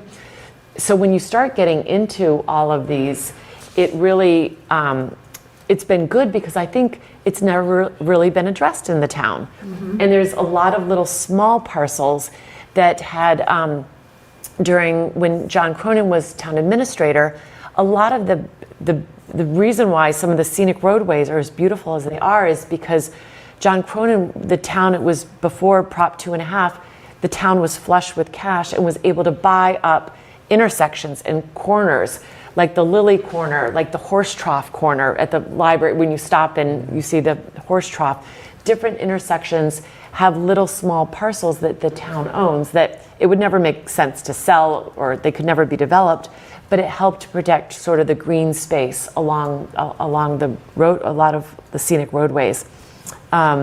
So that has been sort of identifying all of those parcels. Then all of those results of what we had was sent to the committee. The committee, Horsley Witten was going to then send all of those results and those identification of parcels to the Conservation Commission for their review. And then the next step was, the plan was to then go to the Parks Department after that. But I think that's when Tim left. So it had gone to the Conservation Commission. I don't know if they ever really did an in-depth evaluation of those and looking at them. And there's been some changes to conservation land. There's been additional properties acquired. When the last open space and recreation plan was done, the Eustis Estate, Historic New England, bought that parcel and protected the 40 acres, you know, and then bought the 2 adjacent parcels and put a conservation restriction on those. So that was new.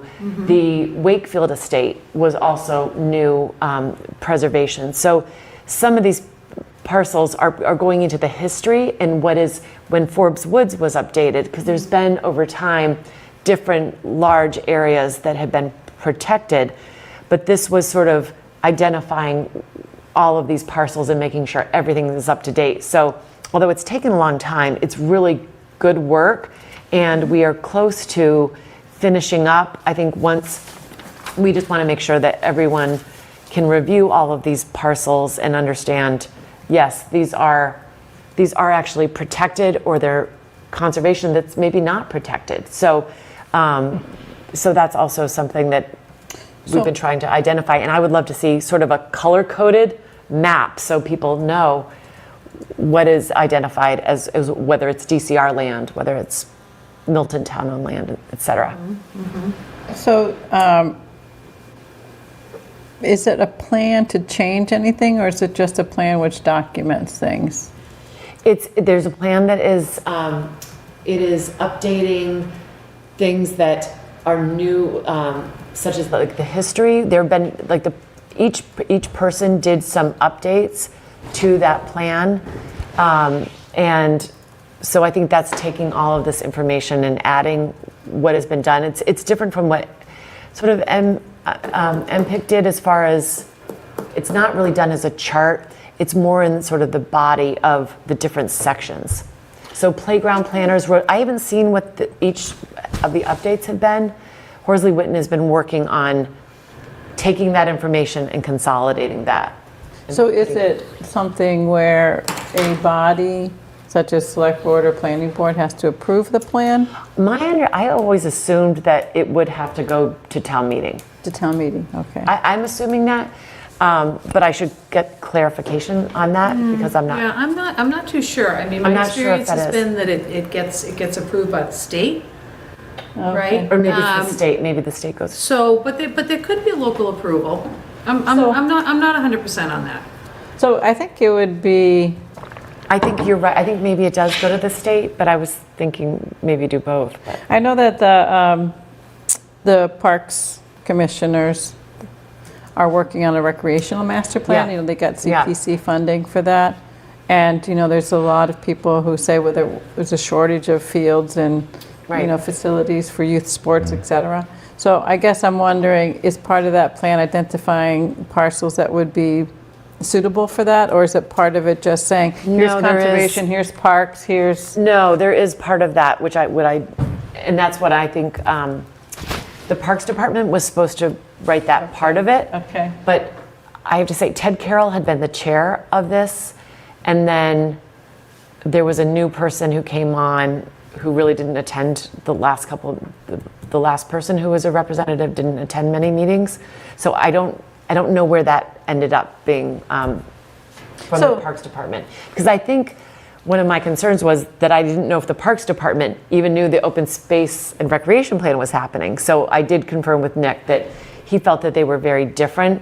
But that's why there's a representative from the Parks Department to be the liaison to make sure that whatever that section is trying to identify and helping the Parks Yeah. Department identify those parcels. Well, hopefully there'll be a sort of a communication about the two plans, because I know that the Parks Department apply for grants because we don't have an approved open space plan, open space and recreation plan. So I know that they seem to Yeah. kind of wanting to get that across the finish line. And I don't know, I'm just curious, like how, if there's anything that, let's just say it's town-owned land, but it's not identified as parks jurisdiction or conservation jurisdiction. You know, like I know when the animal shelter was looking for conservation, so.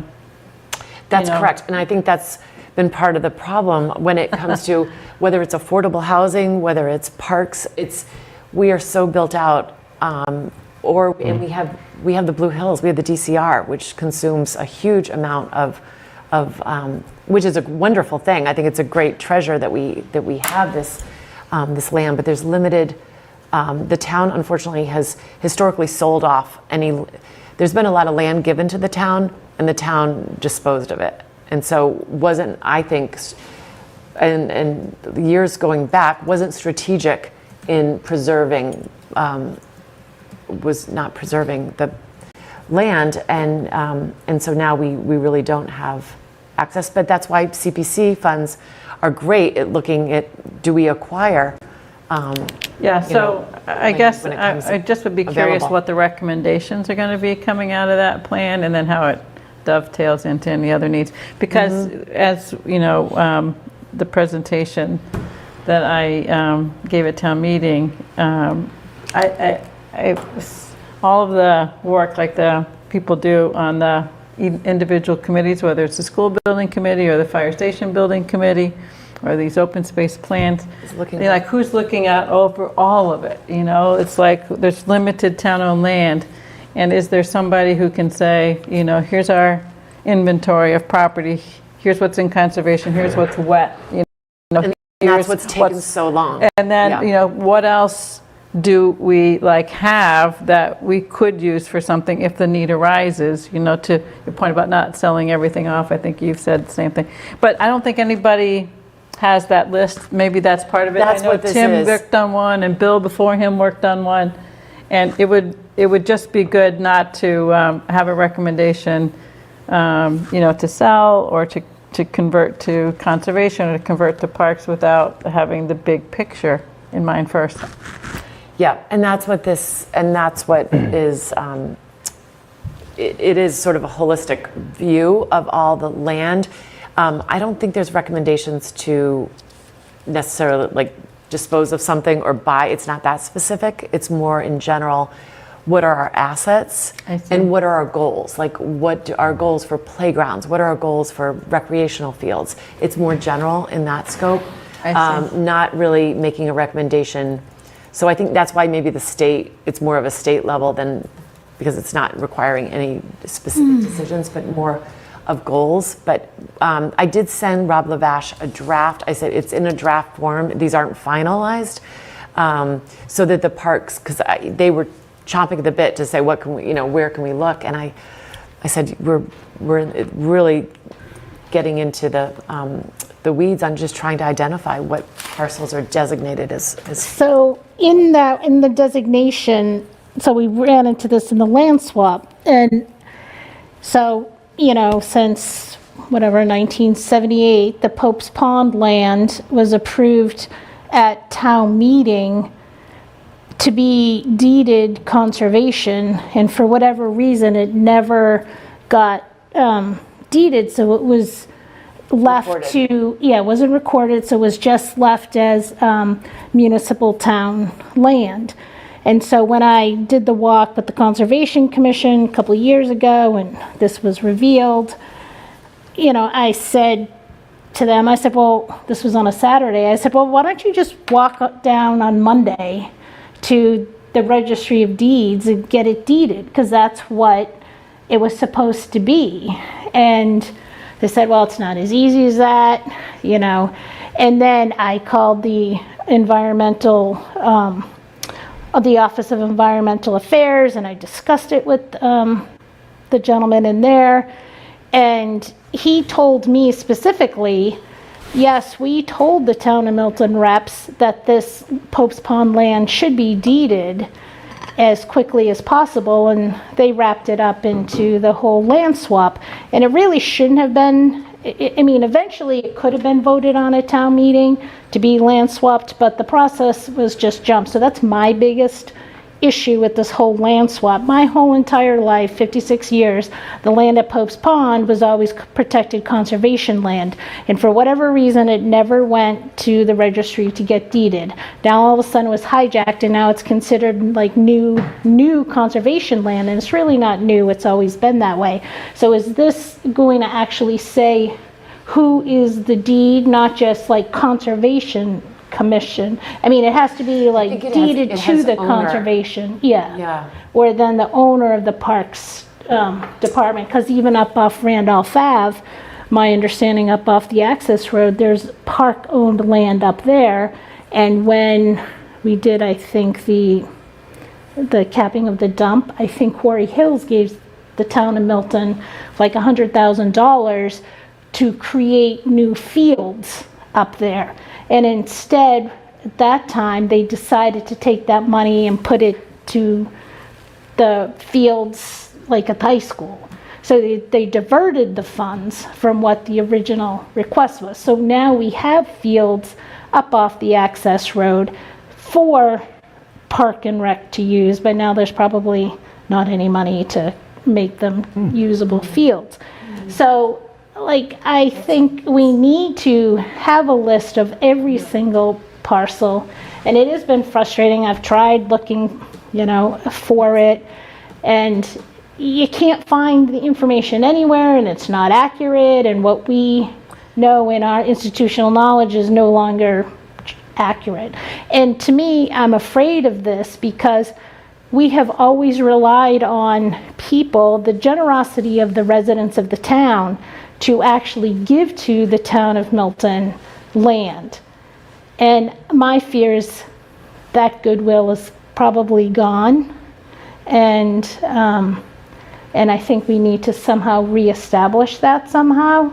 And so when we encourage people to donate land, and even just as Michael White was talking about all the farmland in Bridgewater, the town of Milton is actually very short-sighted in protecting our agricultural uses and giving farms a tax abatement, because if you get if a farm is classified and get a tax abatement, then when the farm goes to sell, the town has the first right of refusal to buy.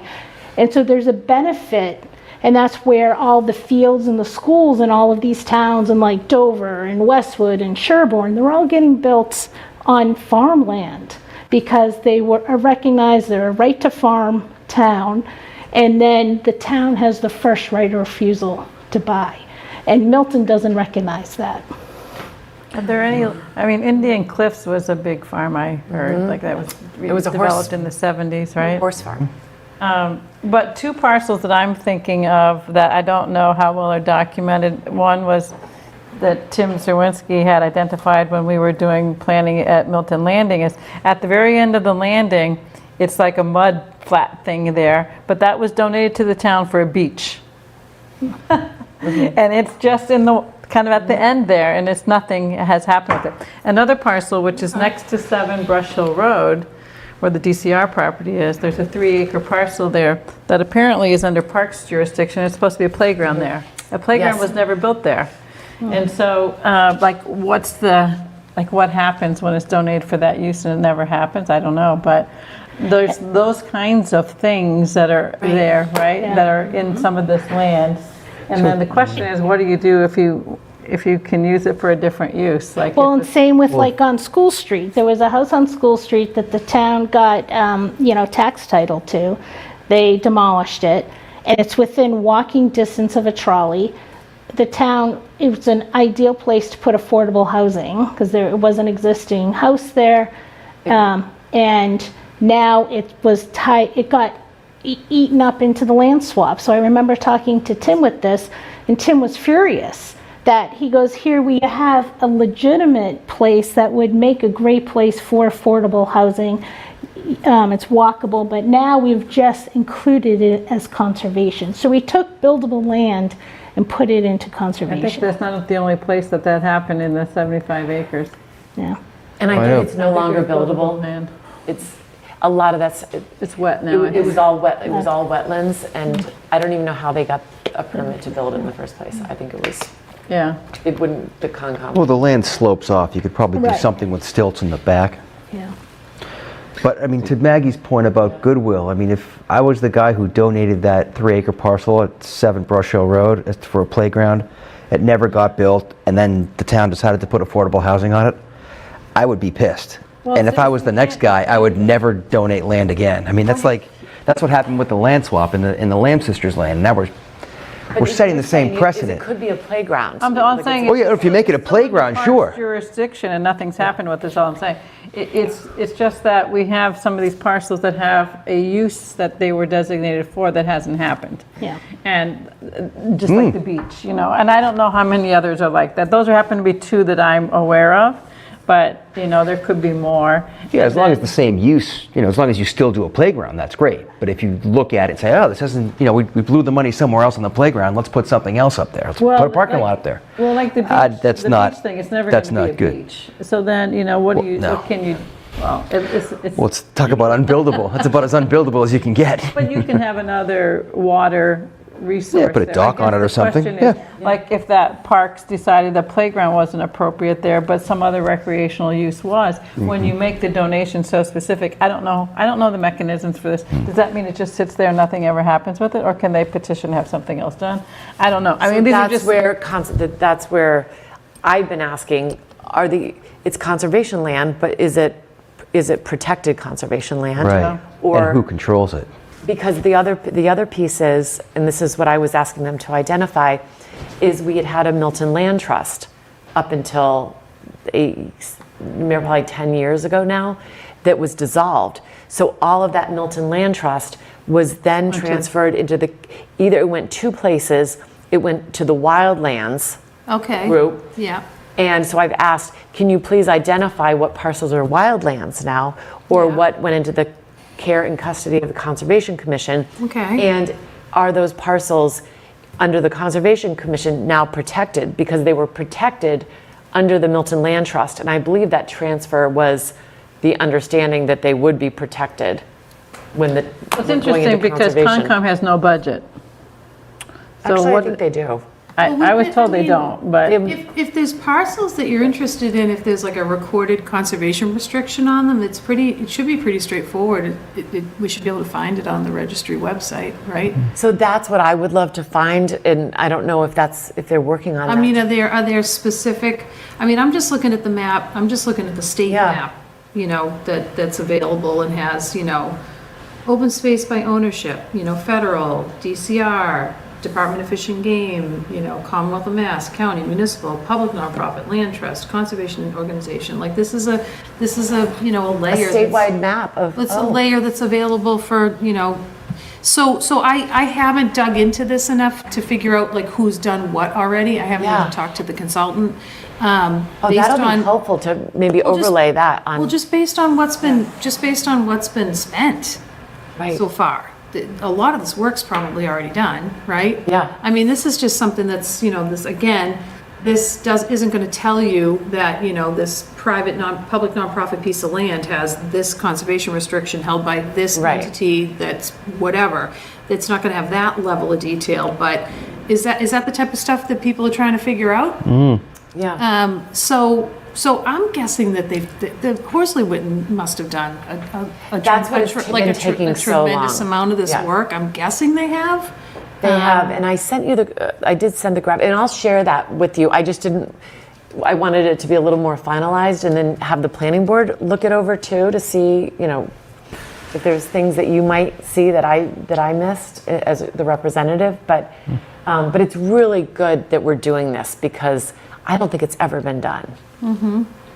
So I had heard it was Horsley Witten that was the hold up at this juncture.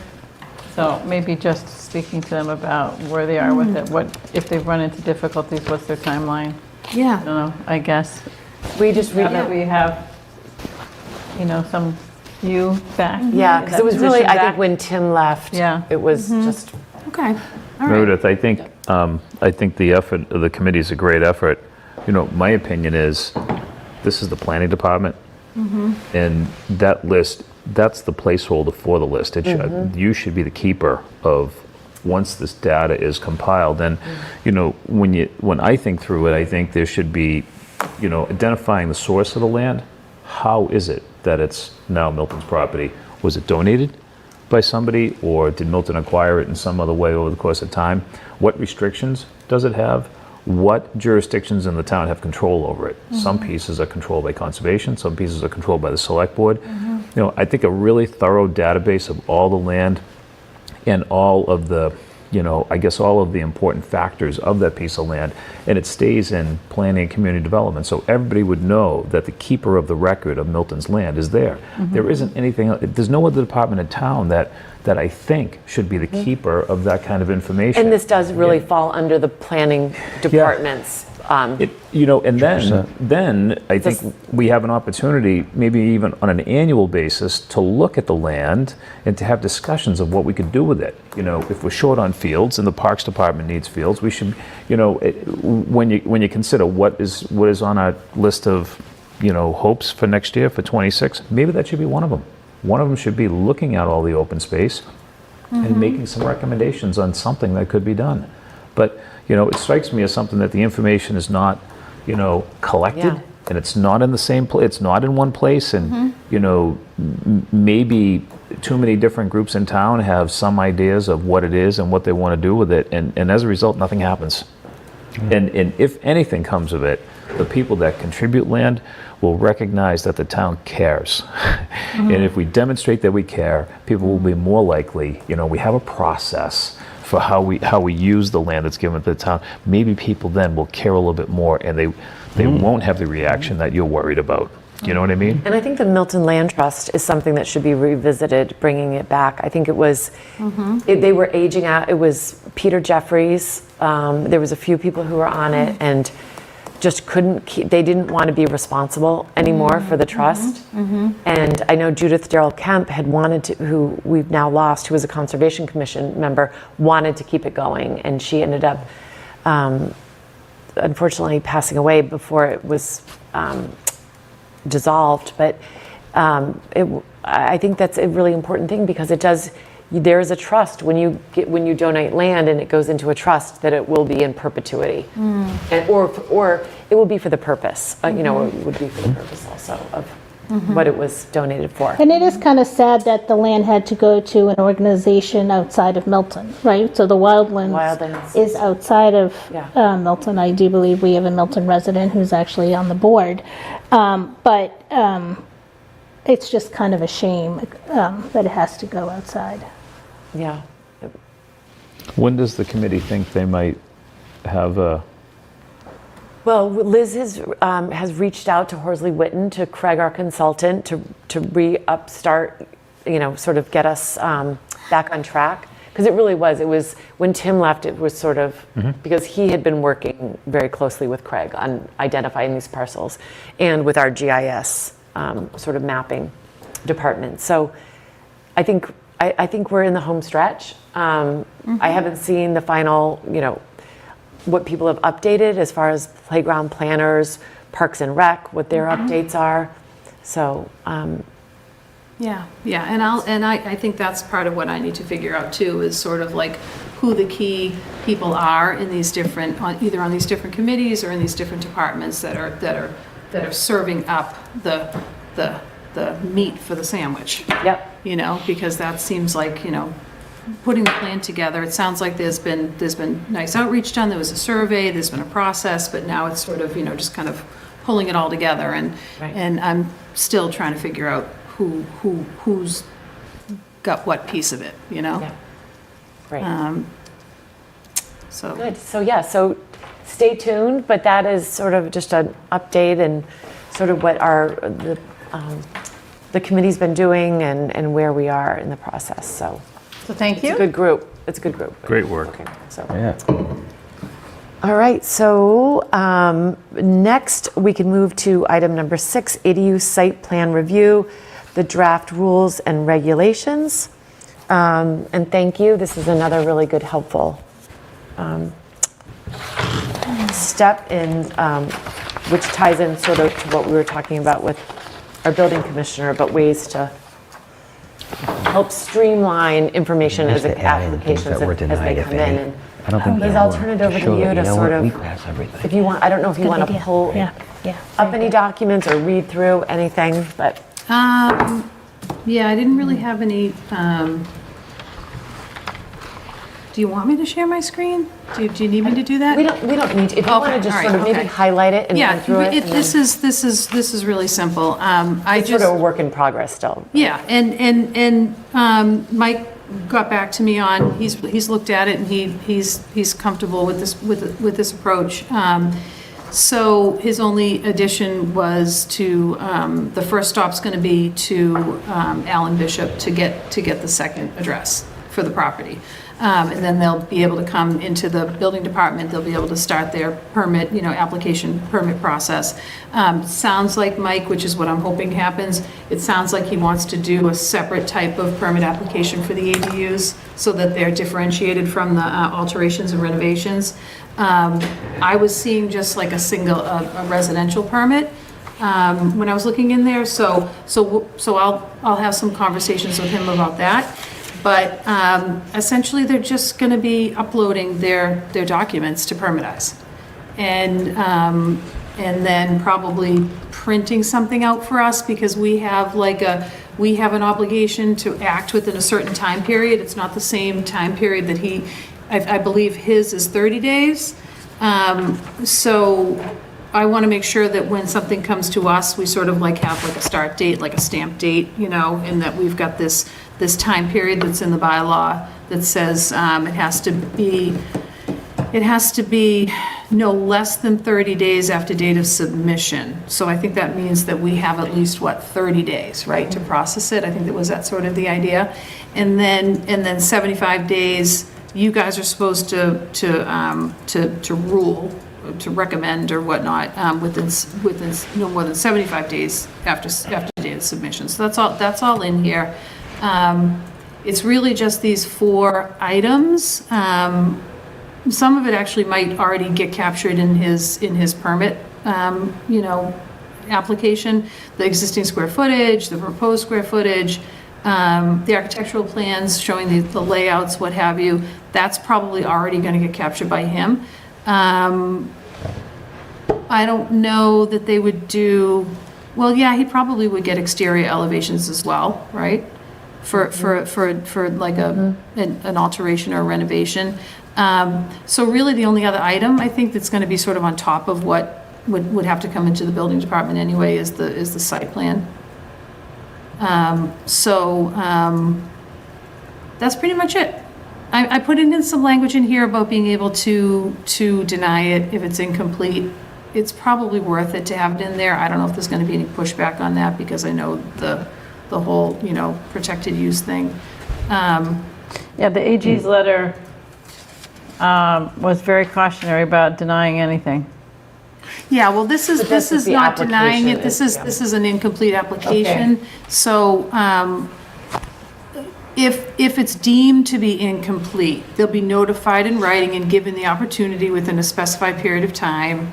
But if it's the subject of a notice and it's not brought into compliance, it will be denied for failure to comply with the rules. So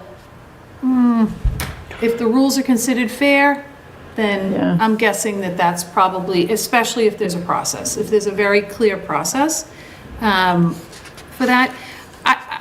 I could see somebody not wanting to spend the money for a surveyed site plan. So I had a question about that. I think it's good to have that in there, but what if the applicant actually gets denied for whatever reason and then wants to resubmit because they get their act together in 3 months? Is there any time limit that will, I guess, deny them the opportunity to resubmit? Or can they just, I don't you know, think So, Like, I wouldn't want to shut somebody out if, let's say, they're on vacation or they had some kind of a financial problem, but then they, you know, so, okay, you know, I can't get this last document in, but maybe in 3 months I can. They do, they've already been denied, they come back to you. It's just a simple resubmittal and a new fee. You know, I have no problem with the way this is written. I just don't want to shut anybody out for, I don't know, a death in the family or something, or...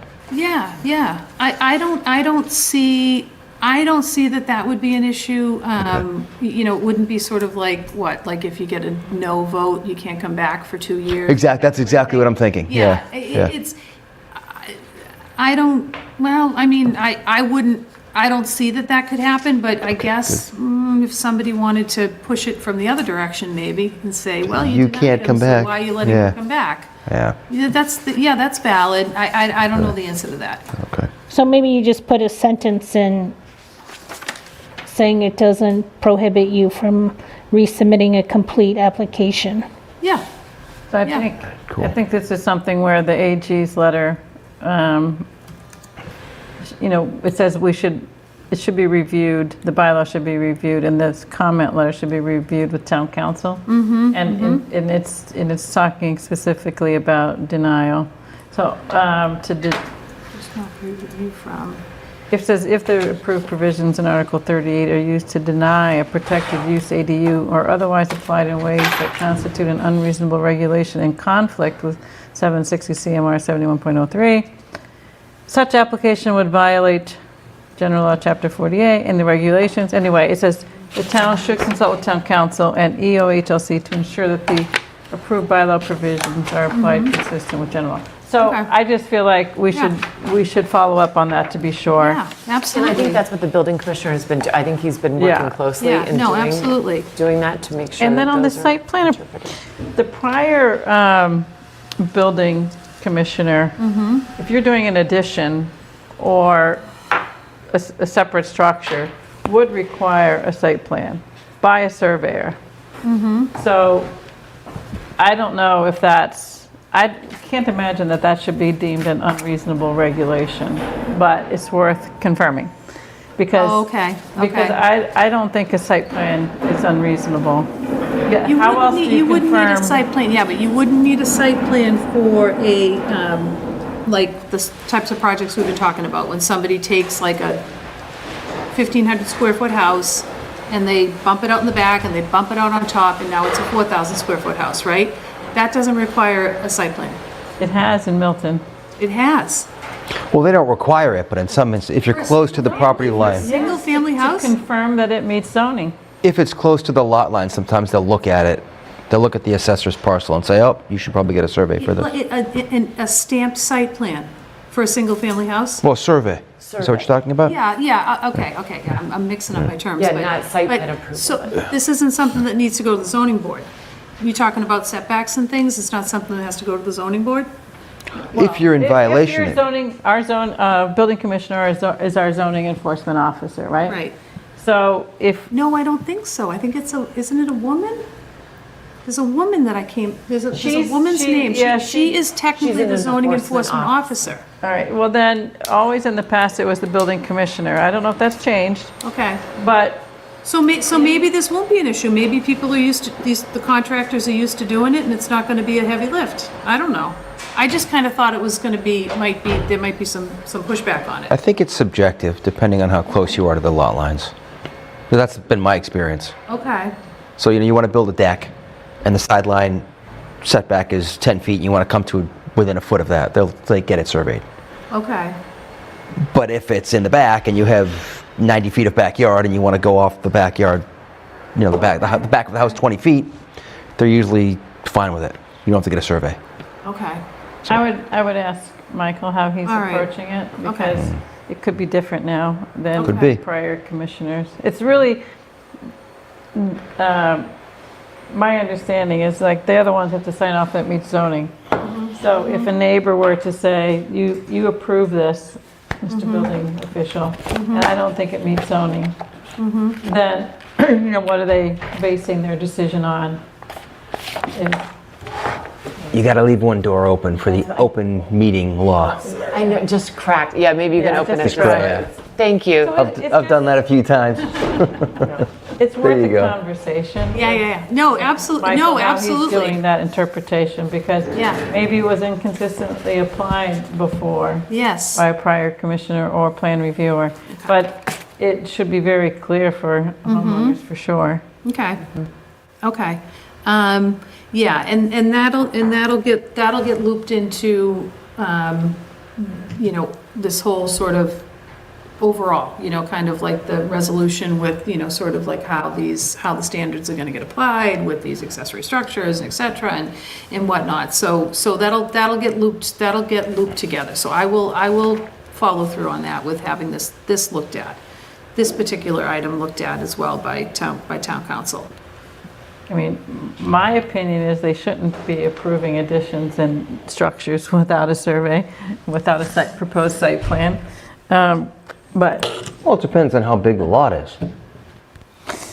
it's just, you know, if something is approved and built, you know, I've heard of where, you know, if somebody challenges it, it could have to be torn down if it doesn't comply. So, you know, whose liability is it if a building official gives the approval? I don't know. But people were happened. people were concerned about how the ADUs would affect backyards and especially in the residency district. But it should be something, whether it's an ADU or not, that they should have assurance that it meets the zoning and setbacks and height. You know, you can't just say, well, yeah, it kind of meets it. You know, as one who has to. Yeah, so it's design there things to meet protect the smaller lots, not the bigger ones. What'd you say, Maggie? It's there to protect the smaller lots. I think Cheryl's point is the correct one. I think Yeah. if you're, I think having a site plan that dimensions where you're building in proximity to the property lines is basic, simple, and responsible, and not that expensive. But eliminates a lot of problems. If I was the building official, I'd want it. Right, Yeah. Yeah, that's what I thought that I they. want it as a homeowner. yeah. I'd want to know where my investment was going. Yeah. I mean, it happens too often that somebody misunderstands where their property line is. I have a neighbor was a dear friend. He's no longer with us any longer, but I had established my property line and put a fence in, and I came home, and my neighbor was in a panic because once my property line was established, he recognized that his artesian well was on my property. But over time, we can all lose track of where our lawn ends and where someone else's lawn begins, Yeah. and that's simply what happened. Yeah. That was a non-issue. I mean, we had a great relationship, but it happens. Yeah. All too often. Well, we know even Scenic Road where trees and everything were removed and stone wall and Yeah. because they thought that was the property, it wasn't. Yeah. Yeah. So, all right, so. Good, Liz, that's yeah. great. Thank you. That's, Yeah, so That's hopefully, gonna be really they'll be pretty, fingers crossed, you know, they'll be pretty straightforward when they come in. That it won't be too sort of, you know, like running around with their heads cut off. great, great. We'll see. Thank you. That's great to have that, and that sort of segues into the ADU bylaw discussion of bylaw amendments needed regarding the Attorney General's correspondence dated October 20th, 2025. When I read through these, they were things that we had clearly had talked about, and we questioned ourselves on whether to put those in or not. And I think they were it's a matter of striking a few words in places and just taking off some additional language that was sort of superfluous and not even necessary, and wouldn't affect our intent in what we were doing. My question is, and I asked Liz to maybe check with Nick.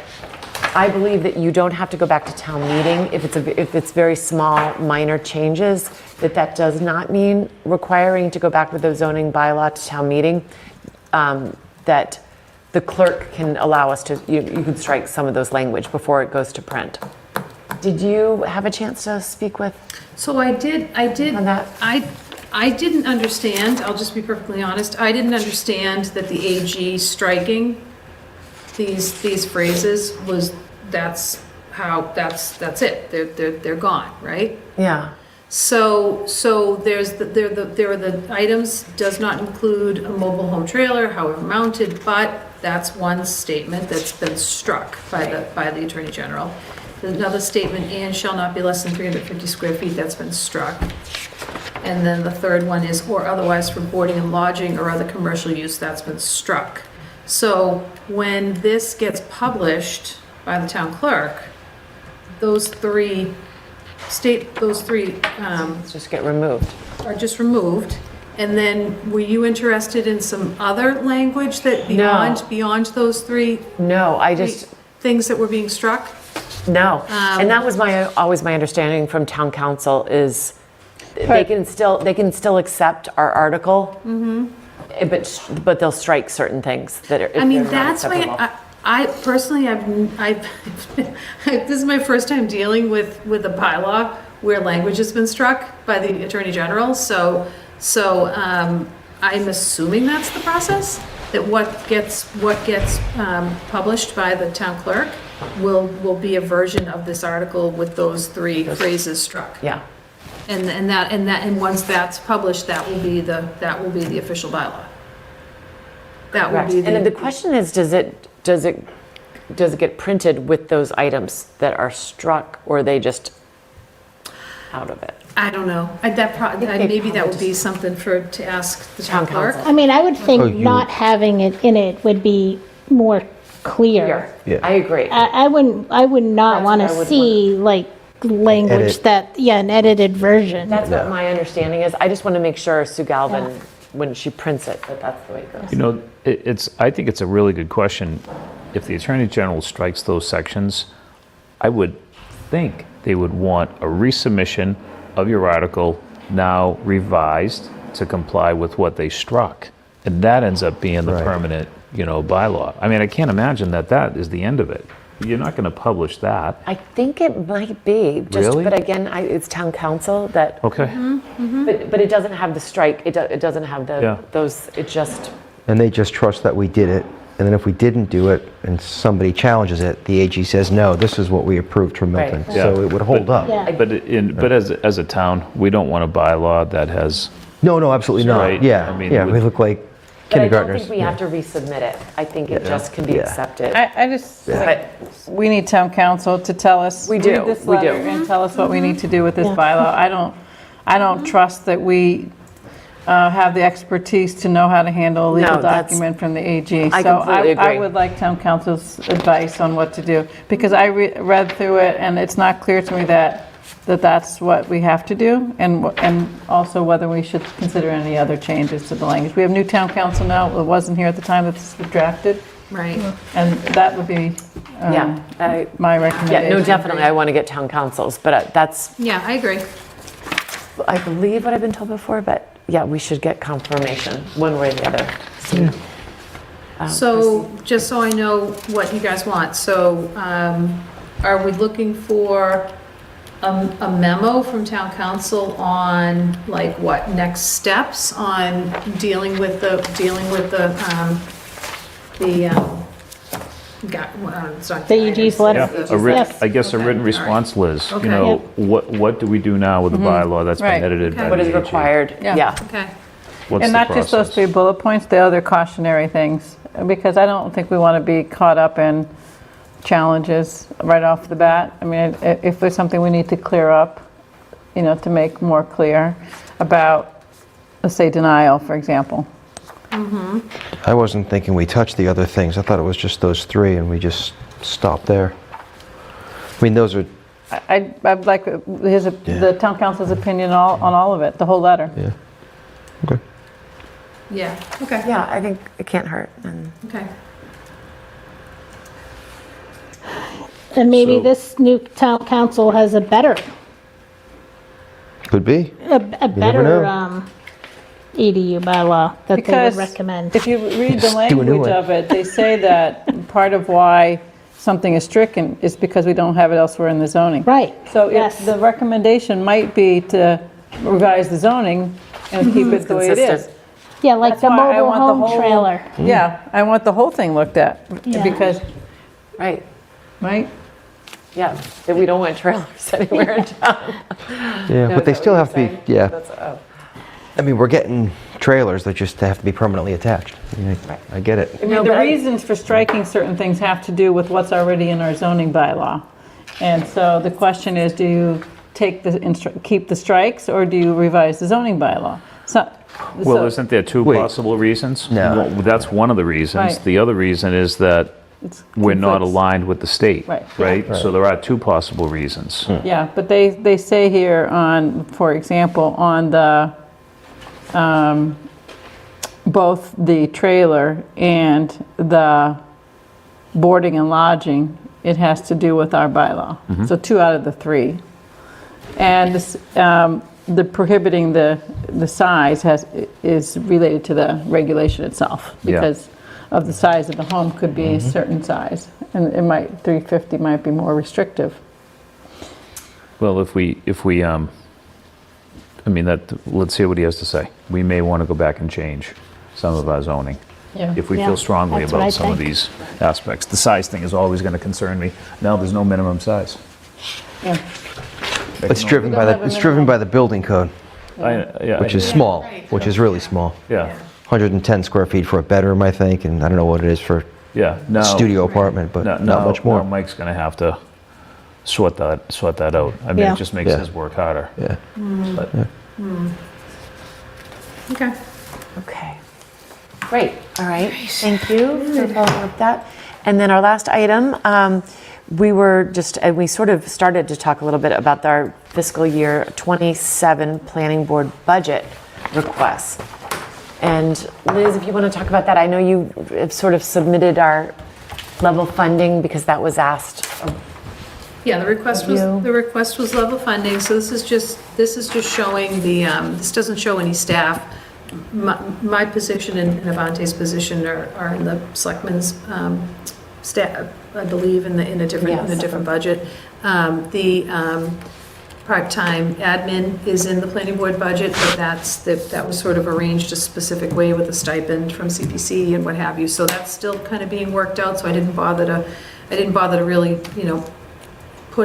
put information on that in front of you tonight.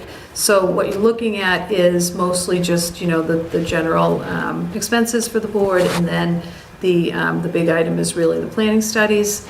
So as Cheryl pointed out earlier, there's still funding appropriated for this current fiscal year. $50,000 is available.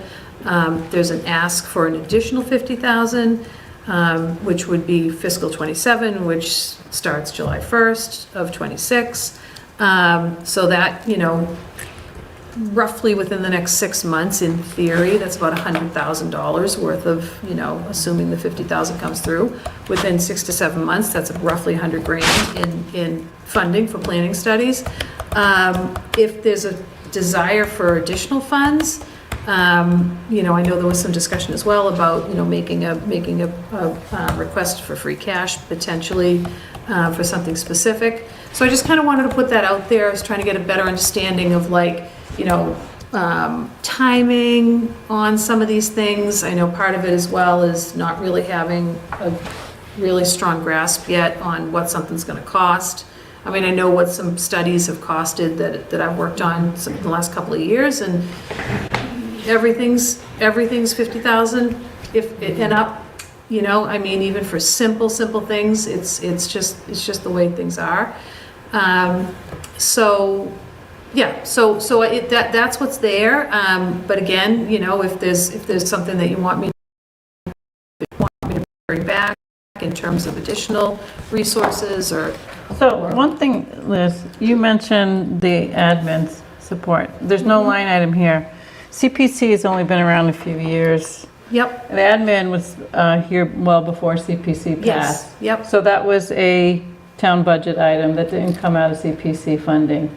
Right. Yes. So can you explain how now there's no, it doesn't even show here for fiscal? I didn't, that's me. I didn't bother to print that page that had the part-time admin listed Okay. on it. I can provide that to you. I think, oh God, I'd have to look it up to see what the funding was, but I think it's based on a 22.5-hour position.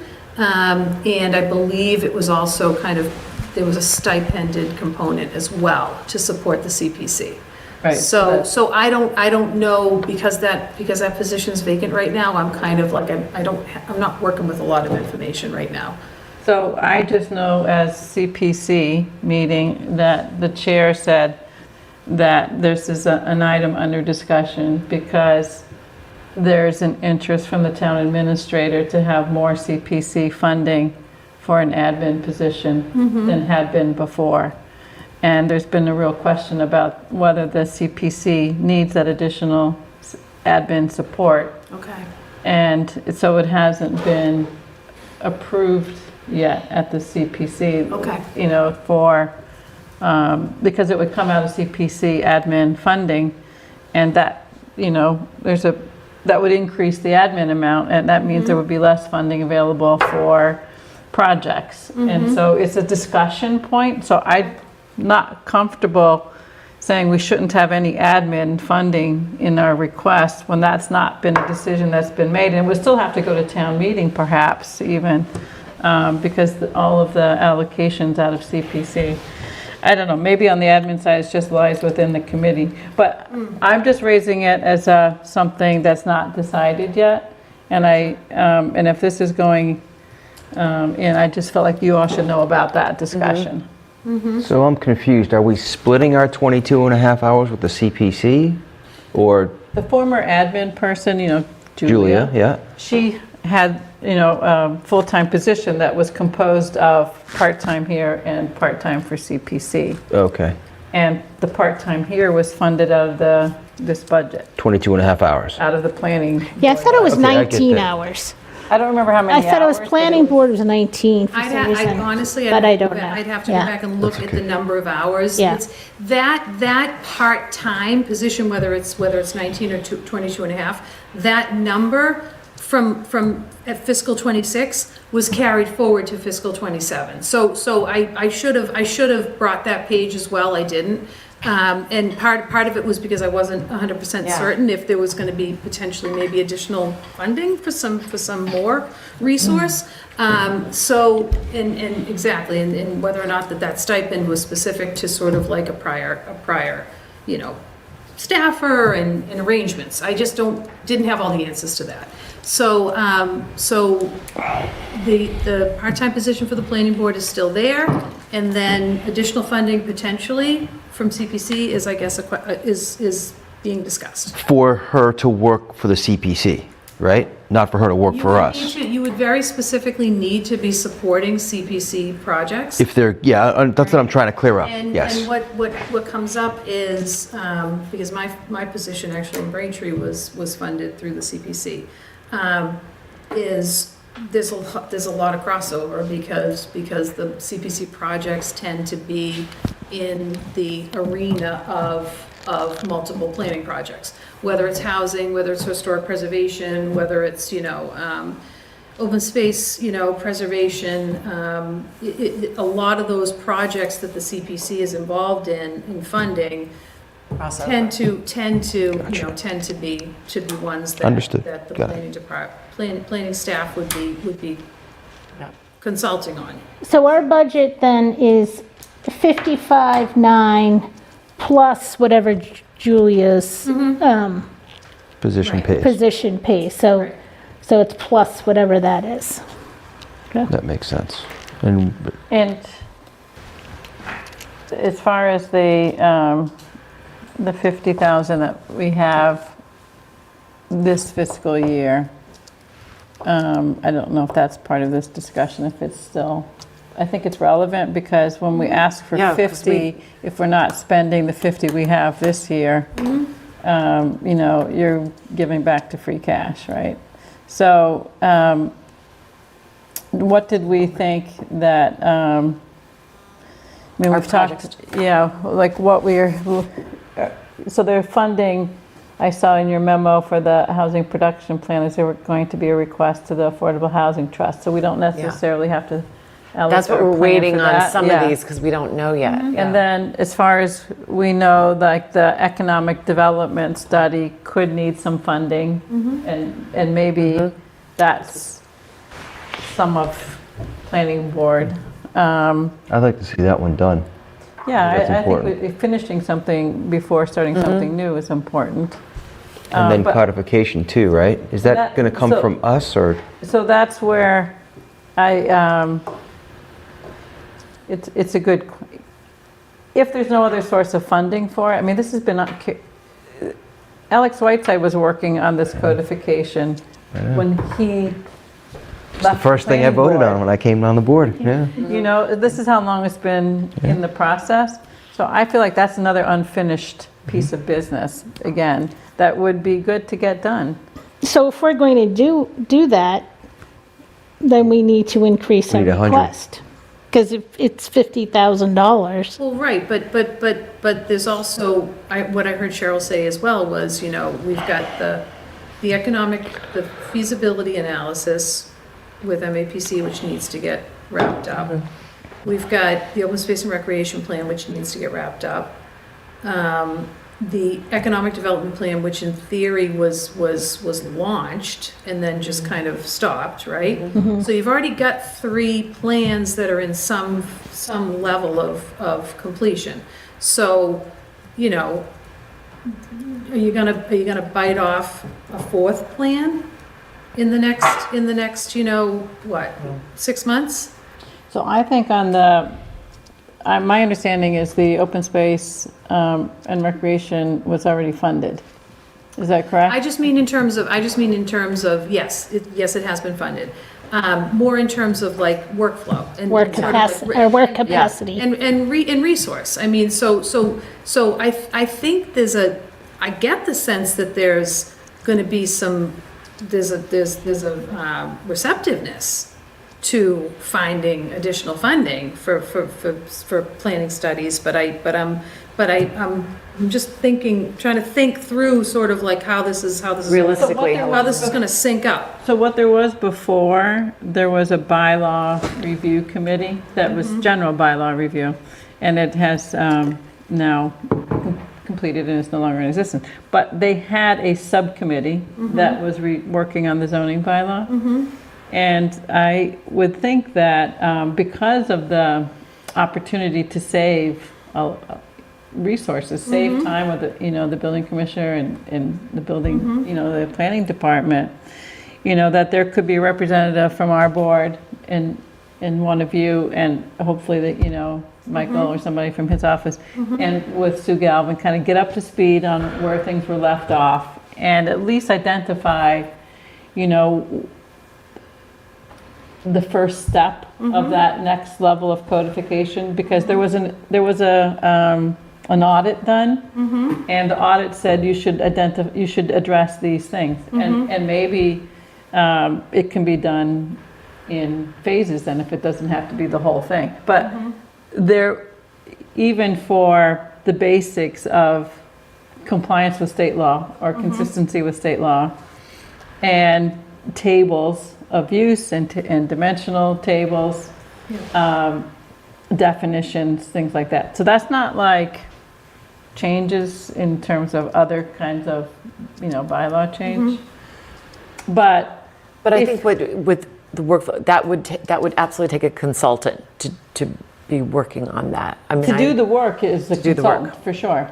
And, you know, that's who did the codification before. I mean, they could, that part of the codification, though, that is the fixes, the inconsistencies, could be done by the same consultant who put it together in the first place. And Sue Galvin has the contract for the updates, because I had asked, like, when we approve these new zoning bylaws, how do they get put into the E-code? And she said that that's under contract in the clerk's office. So I just, They're posted to the title page. Have you seen them? yeah, I saw that, Yeah, but they should have been. they're posted, but they're not incorporated in the body of the document. Okay, so that's what we need to get back I thought that was what she, That was new, that was pretty recent stuff, though. Yeah, Because I was one of the first things I did was make sure I had the most current bylaw. just so you know, even the 40B developers who have their expensive attorneys have made mistakes in the list of relief they need because our zoning bylaw is that challenging to work with, right? And that the more you dig into it, the more you'll see. Yeah. And the more, I think, why I continue to advocate for the codification. And, you know, to your point about how many things can be, you know, handled, it would be good to know what the timeline is for finishing these other pieces that are out there. But what we're talking about now for next fiscal year, we're talking about starting next July. And so I think, you know, we should hope that these other initiatives are done by next July, since they've been in the works for years. And, you know, and I do think a prioritization on the codification for next fiscal year.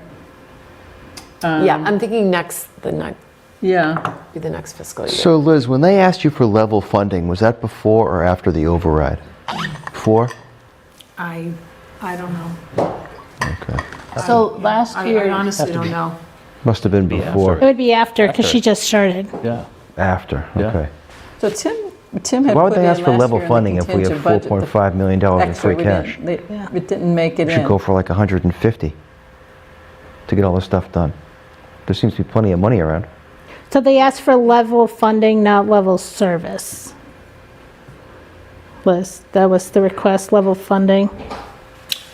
Yeah, I mean, honestly, I'd have to go back and look at the wording on the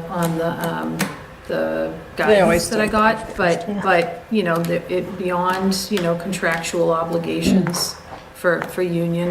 But I It think, was pretty much just, you know, kind of carry forward. I made a couple of minor adjustments based on, you know, actuals for the past couple of years. Like one of your budgets is always like in the negative, I don't know why, advertising, so I just kind of adjusted that a little bit. But yeah, I didn't really do a whole lot beyond that. that was a lot to do. We had a lot more public hearings than would typically with MBTA. And a lot of narrative to go into the Times. Yeah. But, and I do believe that if we go in with a 50,000 again, some of these things are so important to the town that we should be able to, if we can't get the grant funding, we should be able to get free cash funding for these things. And Nick felt comfortable that something like the recodification, if we need the funding, and that would be expensive. And the housing production plan, we have to update that. You have to, that's important. So, That protects us from 40Bs. It's our only protection from 40Bs until we get the safe And so harbor. maybe half of it comes from us and half comes from the selectmen's budget. and they can go for the free cash. You know, the free Yeah. So cash, is when that I was the- on the warrant committee, Yes. that was supposed to be for unexpected expenses. Like, if you had an expected expense, like we've been talking about doing this for a few years. I don't know how this current warrant committee is going to think about it, but it's not unexpected to me. But and the question was, we also questioned whether recodification should come even from the planning department, because this is a town-wide, you know, making sure that for our building commissioners, that they That's have it. something that can work, that it's not necessarily just planning, it's something that is essential to functioning, so. Just because we worked on it to have it done Right. doesn't mean we should be the source for funding it. For funding it, yeah. But- And that came with the first round. Well, you know, just for questioned history, Sue Galvin originally really wanted to get the codification of all the bylaws done. And I was on the planning board at the time, and we had funds and we were reaching towards the end of the fiscal year. And she came into this room and made the case, you know, why the zoning bylaws should, you know, be included. And we voted to allocate the funds because we felt it was important and it wasn't going to get done otherwise. So, you know, I'm all for seeing if we can get a split, because it does affect the departments.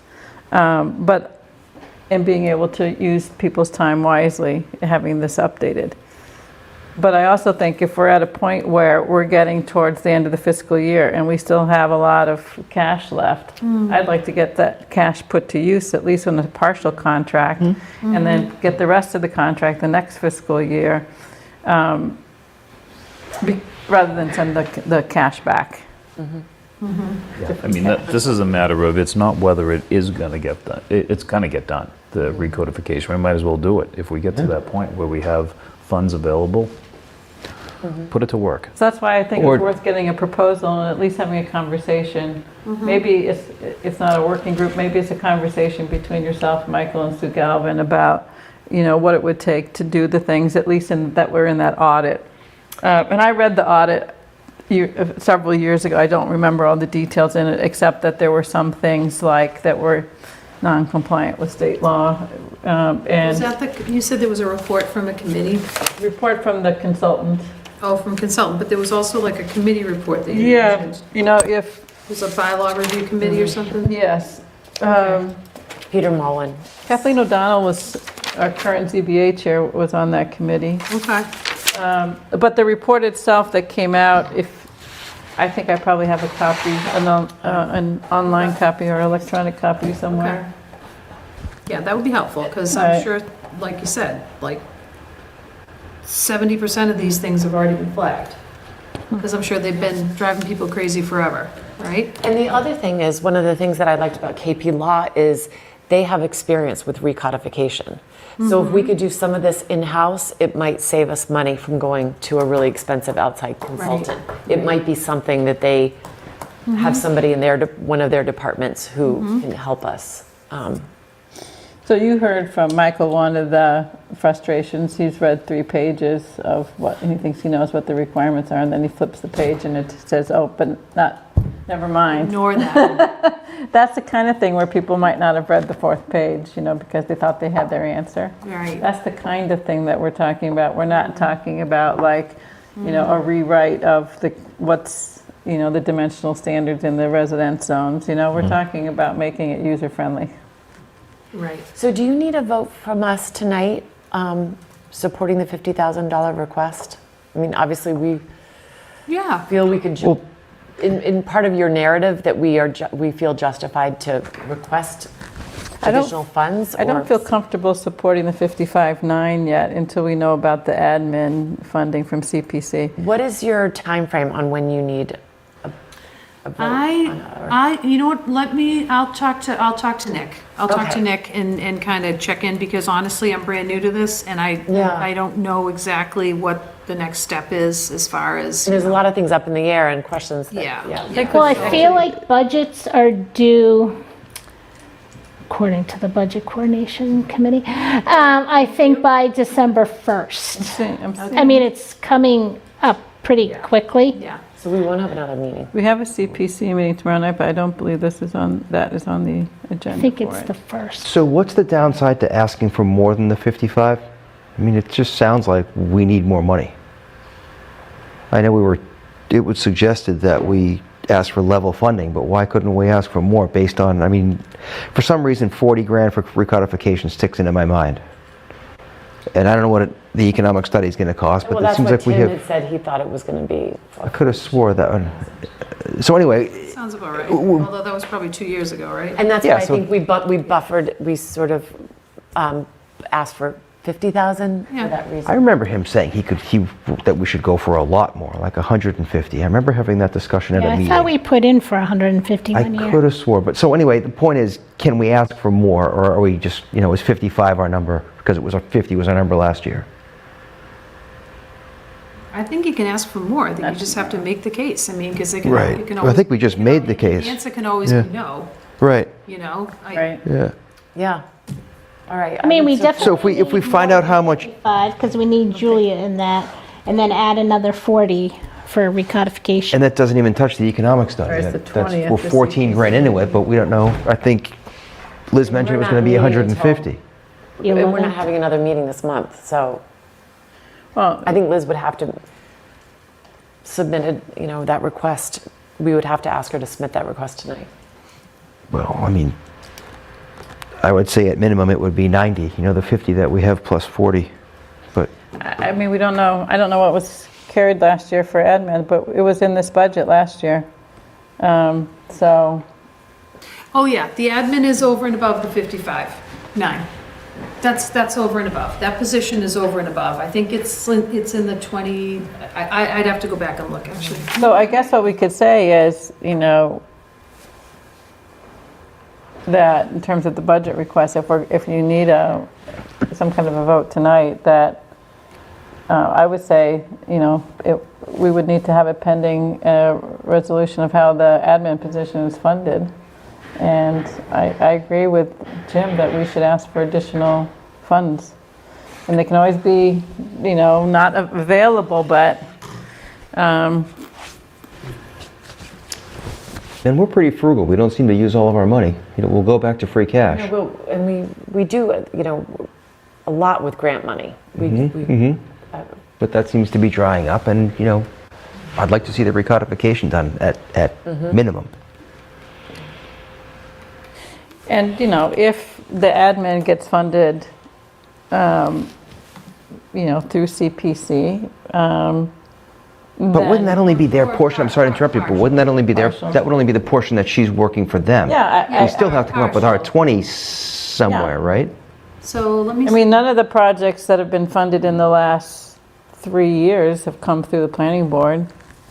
You know, they're, Does the position get benefits? Because if the position doesn't get benefits, then it's under 20 hours. At 20 hours or more, it triggers the benefits. so the number I'm seeing is 41,200. That's the number I'm seeing for FY '27. 41,000. Yep, 200? and it's 0.6 FTE. So. What does 0.6 FTE mean? Full-time equivalent. Oh. So, yeah, so three out of 5 days. Yeah, so that was sort of like status quo, assuming that same person was still in the position. So last So- year's budget was 97,000 and change. Yeah, I'd have to go back and look at that. I'm sorry. I'm not as prepared for this as I should be. But in fairness to myself, it's partly because that position is sort of, you know, Hasn't been. You can give yourself a break, Liz. It's just fine. You're doing a lot. Come on. Take it easy. You've been running the whole department. Jeez.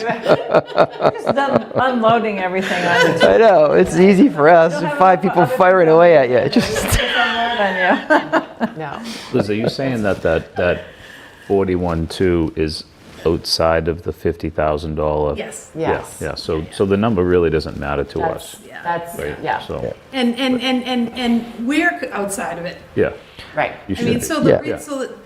this Yeah. is, But, you know, I think if we're making a request, if we could establish an approximate value for the items that we want and then submit it, right? Yeah. That the specific items that we need the funds for, what we think that's going to cost us, and make that submission, whether that ends up being 60, 70, 80, or 90, whatever it is. If we think it's 40,000 for recodification, establish that on a I line think item it's as more 40. than, I think it's probably 6, you know, again. Okay.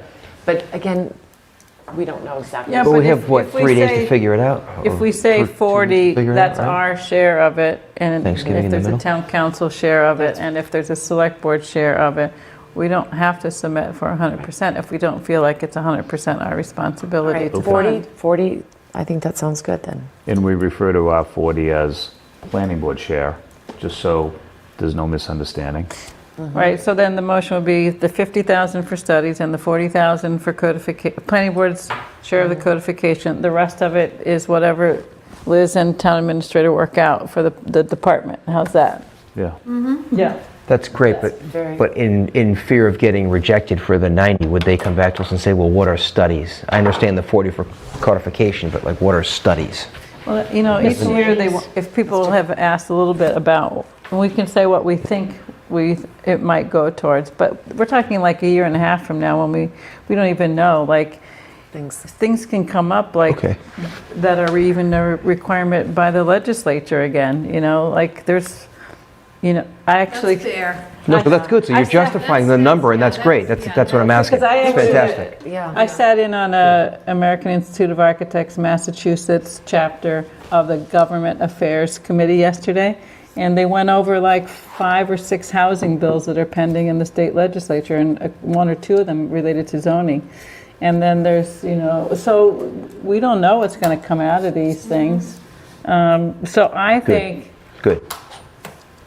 if we think about, like, there are things that we had on our list. We don't have our list in front of us tonight, but there are zoning things that we have on our list, They're in our, right? And so we. So it's not a we big should ask for 90, and it's justified, and that's great. Good. 50 Gotcha. has been a standard for a long time, and it's, we get asked for matching funds sometimes when there's a grant application. Like MAPC is, some of the work that they've done for us has been a matching grant. We've had to come up with some cash,